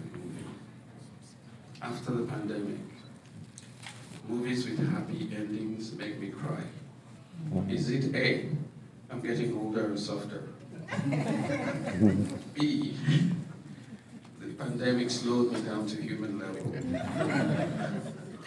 Or should I be asking all of you for your business cards? Thank you all for your insights so far. It's been awesome. So my question is, treatment versus healing. Is there a difference, and how do you approach healing versus treatment? I believe it was yesterday that the United Nations voted Yes. 123 countries to acknowledge that slavery was the greatest atrocity to mankind. Of the 169 countries, there was 123 that supported it. That said, yes, this was the greatest atrocity to mankind. With that, how does the black population react to the world acknowledging that this was the greatest atrocity to mankind? And with the fact that it was 123 countries of 169, how does the black population feel that there is, what's the math there, 46 countries that did not vote in support of this announcement? Great question. And to add context, there were 3 countries that voted no. Go Google who those were. Yeah, we know them, and those 3 are very quick, very good questions. And among those ones that didn't vote for it, went also through a similar situation. But yet in 1952, you guys can go look up 1952, the Luxembourg Agreement, and it'll explain to you why they went through the same thing, but then they got reparation, and they vote against us that are going through the same thing, but we can't get reparation. So you can figure out the rest. Great question about that. That tells you that, as long as not all of them do not participate, there's always going to be discrimination, racism at every single level that we operate in, internationally, locally, or everywhere we are. And the other question about healing versus treatment, I equate them as happiness versus contentment. So, when you're looking at happiness, it's limited. Like, I want to be happy now. It's time sensitive. That will be like treatment. So here, you are treated now. But healing is a long term. That contentment, it's long term. So you continue on that way. So that's how I'll quickly, give you a quick response to those ones. And to my friend Segun, is you brought up, like in a joking way, but the very key points that I actually realized that, and we do see the impact of it. A lot of us now are saying, after the pandemic, we see a lot of people with mental health issues. After the pandemic, we see a lot of people doing drugs. After the pandemic. So the pandemic really had showcased the challenges that were underlying within our society. We are built for connection. That connection was severed, and now we had to deal with it on our own. So this is kind of the same reality people go through when they retire, because when you retire, when you're working, and then you don't, all your issues you put on the side. But then when you retire, you have time to deal with those issues. So that's what pandemic did to us. So now you kind of just getting back into your own body, and then having to realize that you have some issues, so you have some challenges, you have some opportunity of healing that you need to address. And it's not a bad thing. It's just how you go about doing it. So I'll leave it at that.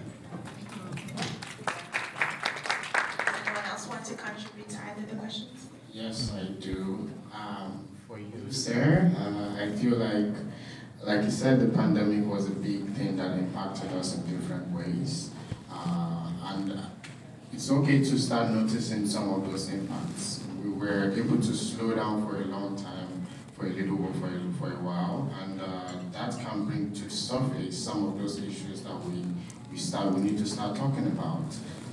Like you said, it made you feel more human, and that is because you had time to reflect, you had time to settle in and to be present in the moment for a long time. But what other thing did the pandemic bring to us? It was isolation for some people. And a lot of people, after the pandemic, we noticed a huge crash in mental health. We look at our services now, so many waiting lists. It's difficult to get support because so many people are going through different things that are so difficult. And now the pandemic brought that to the bear. And that's why we need more people to also provide that support. And for the question about the countries that voted and those that didn't vote and those that voted against, what we can see is that majority believe that it was, and that is very important. That is a big statement. If you also look at it, you also notice that a lot of the countries that didn't vote or that voted against, they partook in things like that too. So it might be guilty conscience for them, whatever it is. We don't care. We know that this isn't something that should have existed in the first place, and it has happened. And we need to start taking cognizance of these things and treating it as important as it was, because it is very important, and it impacted a lot of countries, impacted a lot of individuals and people, and the way we think and the way we see things and the way we react in different ways. So we need to start taking note of those things. But I really appreciate the fact that it has exposed what we see our systems to believe. And that is very, very strong. That is very, very positive. Now we can know who is who and who supports what and who doesn't support what. And from that, we can build from there. We can build and we can get strengthened and move forward with that. Yes. I have a question for Yes. On the part that Mr. Shagman mentioned, I wanted to say that before the pandemic, probably I love watching movies. Probably watching movies for you was leisure, and during the pandemic, maybe it became a coping mechanism for you were isolated and your daily routine had changed, everyone's daily routine practically changed. So maybe it was a coping mechanism, and like every other person had mentioned, it is your mind and your body calling your attention to something that was, I would say, severe, from you using it as leisure, and now, or maybe then, when everything was on lockdown, being a coping mechanism. So it may be something that you need to speak to a professional about to understand why those emotions are popping up and why you are experiencing such at the moment. Then on the question of treatment and healing, I would answer that in a clinical, from a clinical perspective. Healing, I would say, is holistic, and treatment is part of healing. And for us as individuals in the Black and African community, treatment can be traditional, it can be cultural because we are heavy on culture. It can also be psychotherapeutic if we're open to experiencing that aspect. It can also be pharmacological, it can be medicinal, like if it is a complex issue that one has to see maybe a psychiatrist. So healing is a continuum. It is not a point where you get to and you say, I'm healed and I will stop here. There are a lot of things that we interact with on a daily basis that will affect us, will affect our mental health, it will affect our physical health, that can affect our mental health. So we should be open to engaging treatment from time to time. So I would rate treatment on a scale. I mentioned traditional.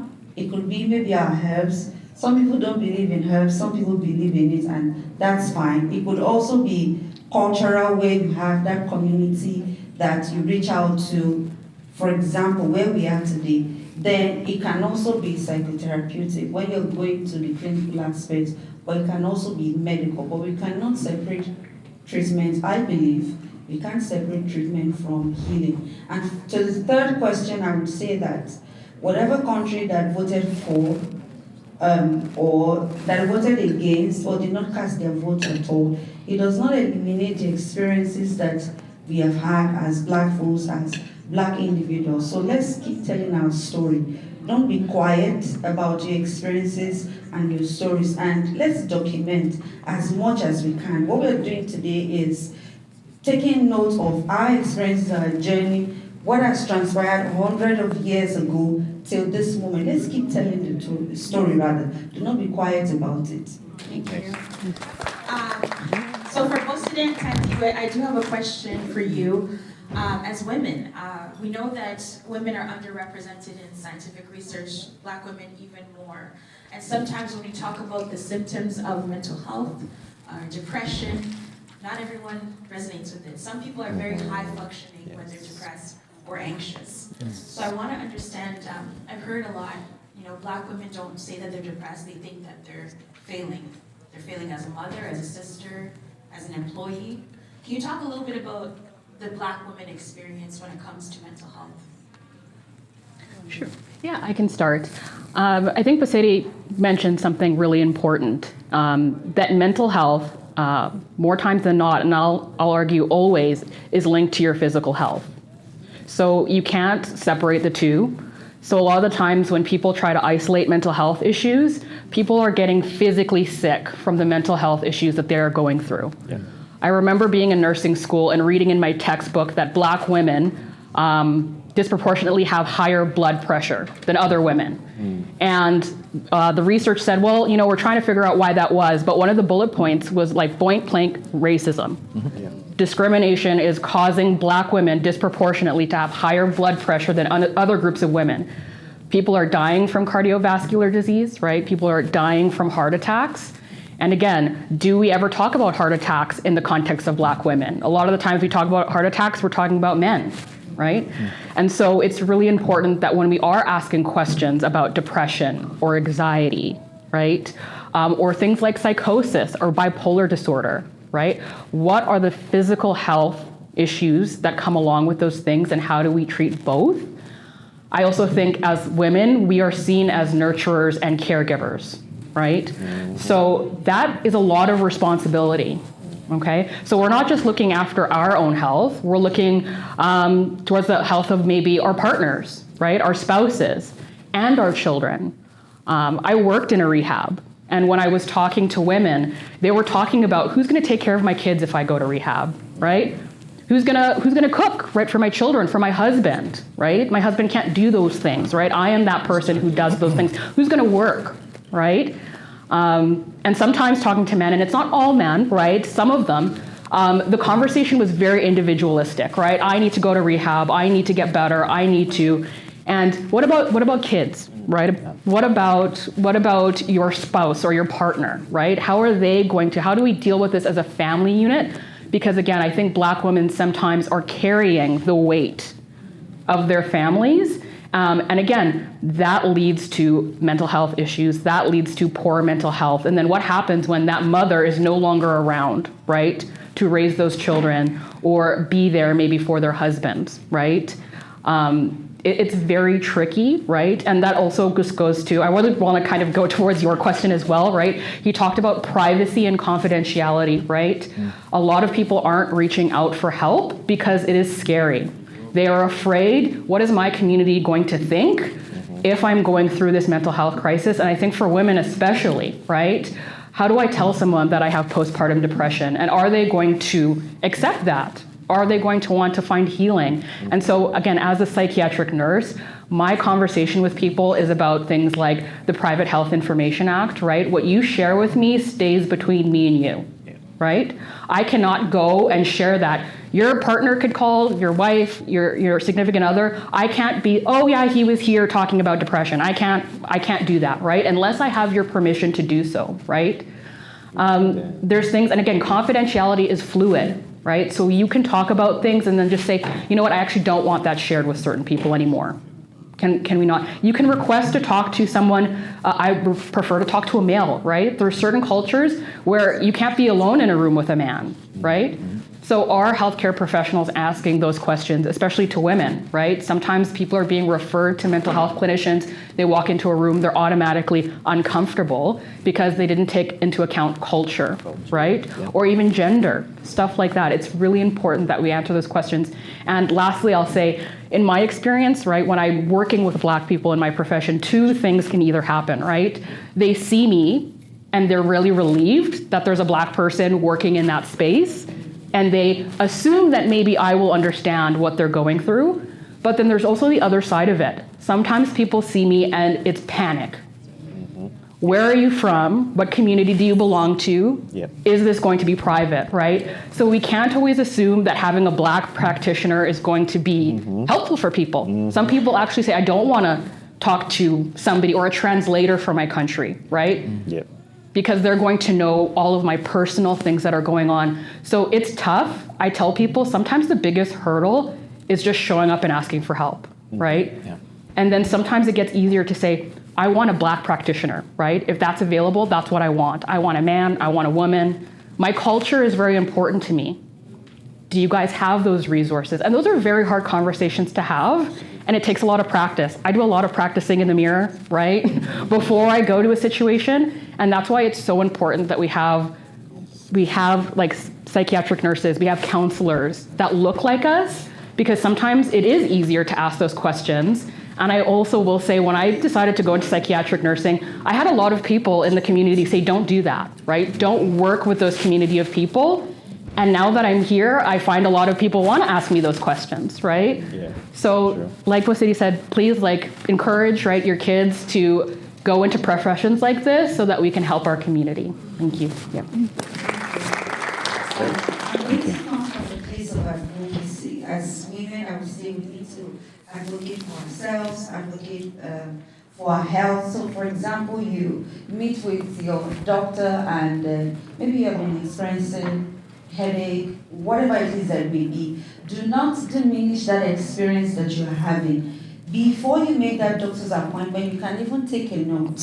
Like, take a note of all of the symptoms, every experience that you are having, like from the very tiny hair on your head down to your toes. Take notes and share those experiences with your doctor just as it is. Do not assume that, okay, maybe because I'm stressed, that is why I'm feeling this way. Or maybe because I've not been eating well, that is why I am feeling this way. Again, I would say as women, we may also need to have these conversations in our community. I would say I know that we are big on community, and these are the kind of conversations, when I say these are the kinds, I mean conversations around mental health. So we have postpartum depression, we have postpartum psychosis.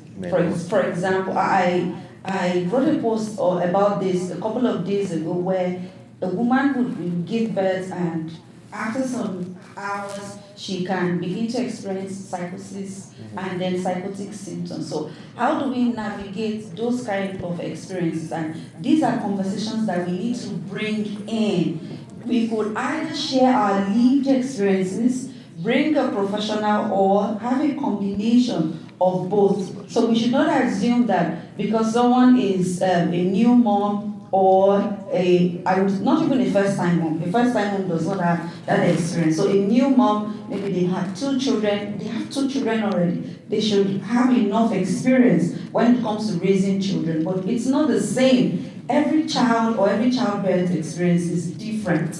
It can never be the same. So advocating for ourselves is very important. Bringing these conversations into our community is very important. Do not shy away from it. We also have in perimenopause. Okay, so when you hit a particular age, there are certain things that you begin to experience as a woman because some women, they've gone down. What does that look like for you? How does this begin to affect your physical health? How does it begin to affect the way your mind is functioning? How does it affect how you relate with your loved ones? You can become irritated, get angry easily, become frustrated. So these are some of the conversations that we need to begin to have in our community as women. Thank you. I know there might be other questions. I encourage you to write them down and reach out to the speakers at the end of the event. I'm going to wrap this up with one quick answer. So, quick answer to this question. And what it is in your line of work, what gives you hope or excites you about the future of mental health in Black communities? Well, for me personally is that from what I've seen, the change that I've seen in people, the past experience gives me hope because I've seen people coming to me with a very difficult situation, and where we are today, there is hope, there is healing, there is progress. So if we can do it once, we can do it again. I would say that what gives me hope is that wellness is attainable for everyone. No matter where you are, no matter how difficult things are for you, no matter what you're going through, wellness is attainable. It might look like it's dark and it's bleak and there's no light at the end of the tunnel, but work towards it, reach out to people. I also believe that the community that we have is a big thing, but if we can maximize that more and make the community go to individuals and not just be a community that is not reaching out, I think that we can make much more progress by doing that. So I believe in community strongly. And the last thing I would say that gives me hope is the dialogues we're having right now and how many people are participating, how many families and individuals and practitioners and people in different locations and aspects of life. So that gives me a lot of hope.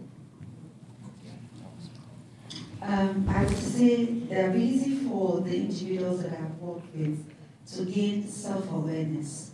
It brings so much joy to me that I have someone come in and they are at a state that is so low, and they come to a place where they become aware of the challenges or the difficulties that they are going through, and they can make decisions that are informed, that will transform their life. That is amazing and also humbling for me. I would give an experience of an individual that had, I'm going to use some terminologies that may be strong, that had written a suicidal note and came into therapy. This was back home, and mentioned that after this therapy session, luckily they came for the therapy session, I'm going to send this suicidal note, which is an email.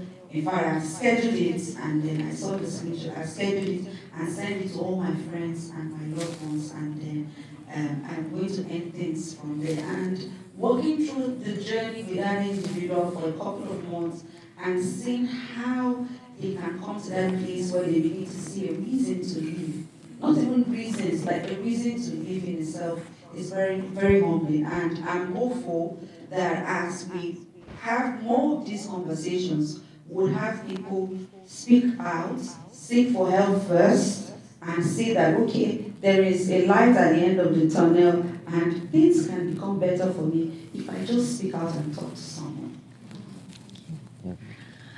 What gives me hope are events like this, moments like this, because I went into my profession because I said to myself, like, I don't see these spaces and I don't feel like they exist.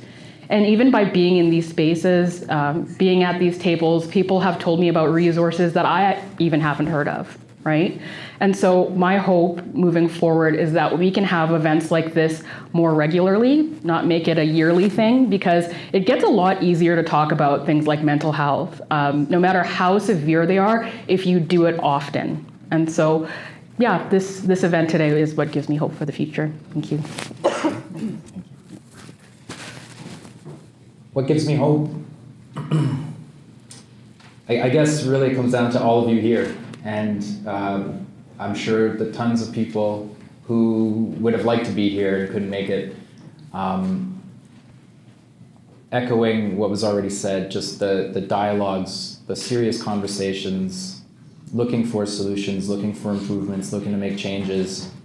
These are signs of healthy communities. These are signs of communities that are growing and developing and seeking wellness and seeking healing. Peu importe les défis, regardless of the barriers that stand in the way. So we're talking openly about these barriers, and we need to acknowledge them so we can remove them. And this gives me tremendous hope.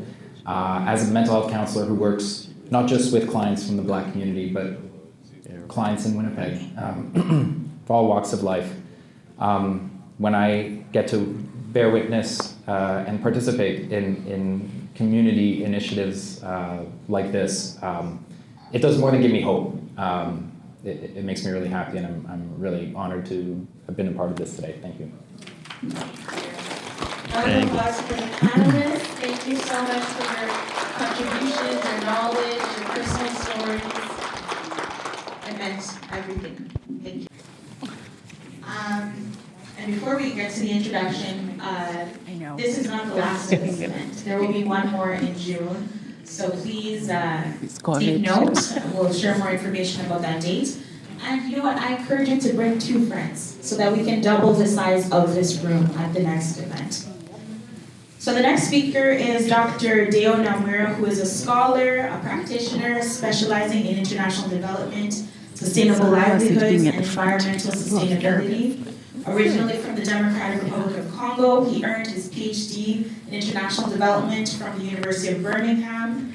His doctoral research examines institutions, sustainable livelihoods, and ecosystem management in conflict contexts with fieldwork along the Lake Tanganyika shoreline. He is a karate instructor. He is a community leader. And I also get the opportunity to call him dad. So we share the same place. So I'd like to now invite the person who taught me resilience to come forward and share.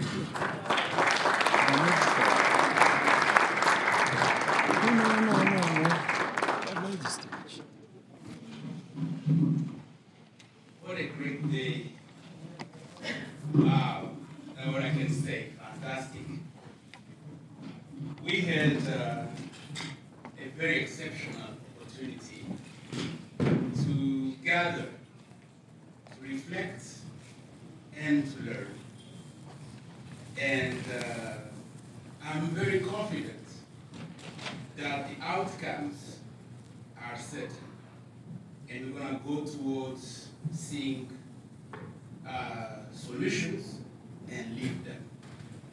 So we had some questions about the topic of the day, but at the same time, what is that we heard which resonates with our experience, for example, and what can we see as urgent, at the same time, what did surprise us?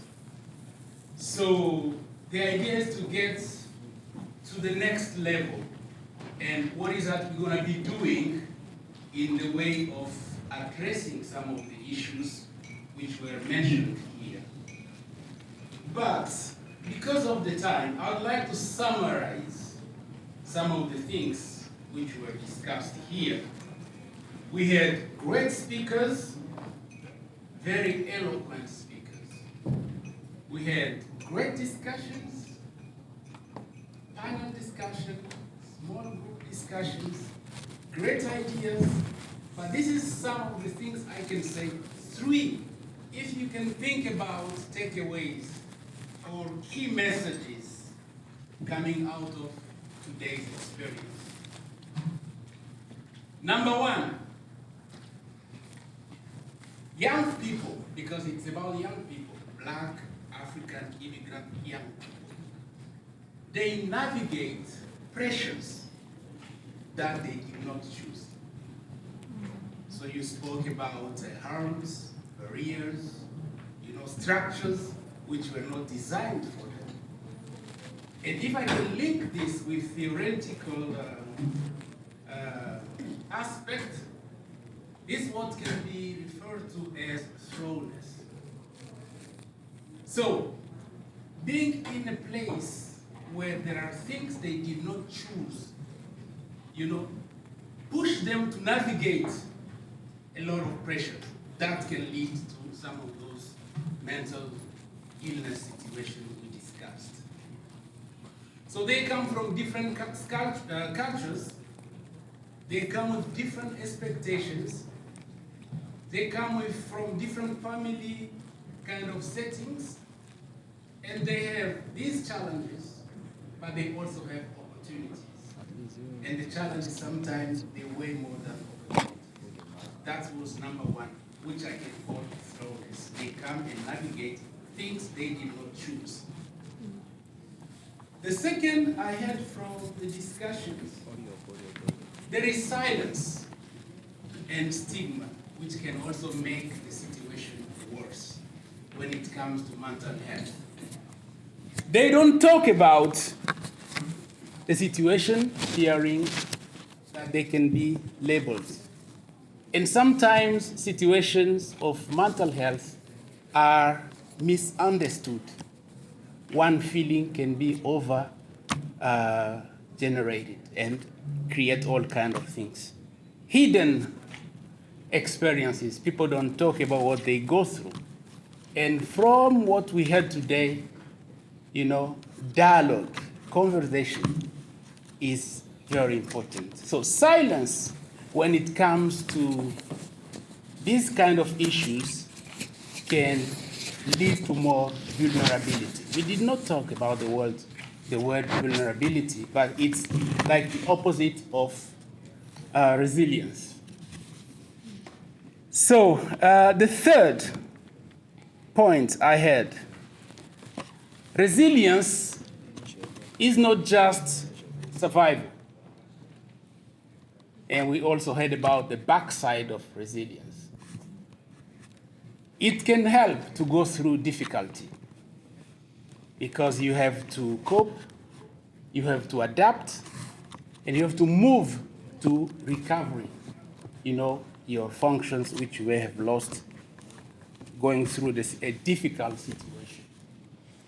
And that I can associate with the theory of anti-fragility, which means someone said here, what doesn't kill you makes you strong, which means you can go through a situation.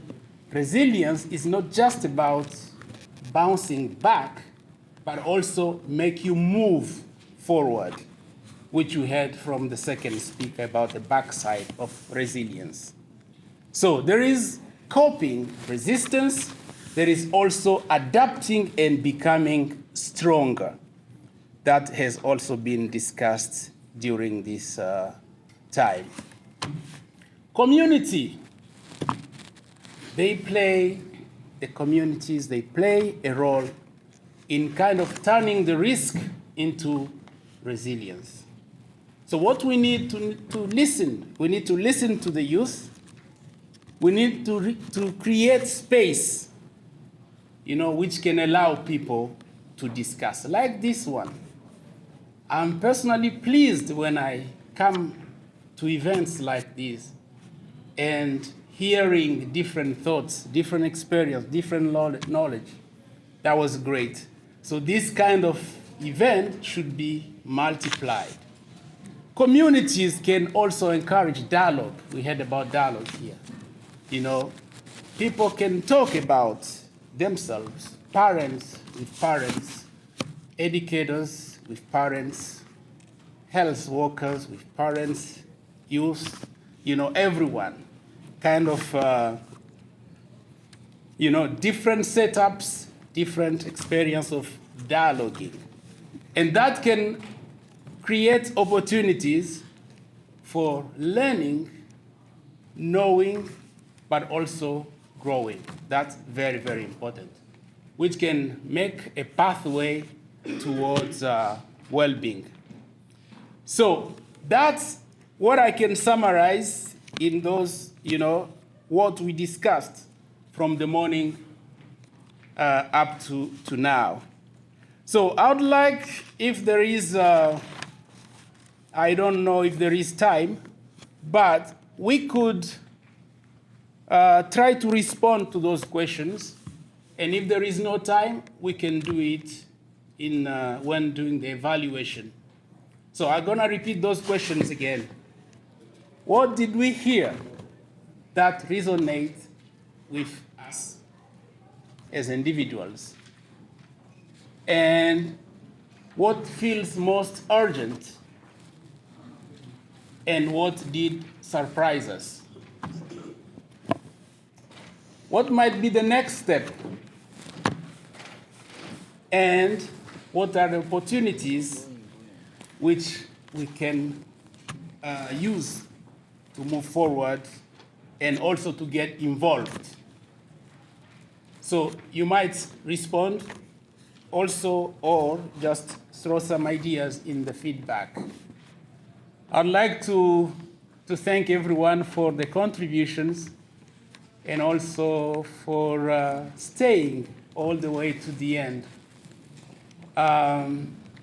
You can perhaps, express more your idea if you did not have a chance when you do the evaluation. Remember those 3 key messages, 3 key takeaways. Oh, you did yours. And that's going to be very helpful. Thank you very much, and best wishes.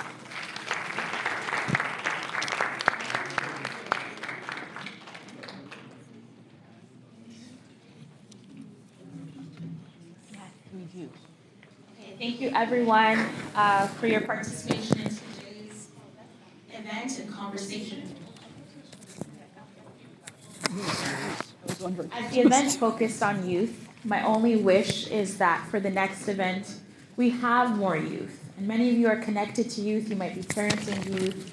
So I do want to challenge you to go home and continue these conversations in your communities. There is a generational gap when we talk about mental health, and it's very important for us to understand that you cannot heal until you speak with each other, with professionals. We can really break the silence and break the structure. Now, the museum is open to you to visit the galleries through this event's participation. So please, if you have a moment of time, go take a look at some of the exhibits, connect with the folks in the room, exchange contact information and cards. And we look forward to welcoming you again in June for the next event. Thank you for being here, and have a wonderful weekend.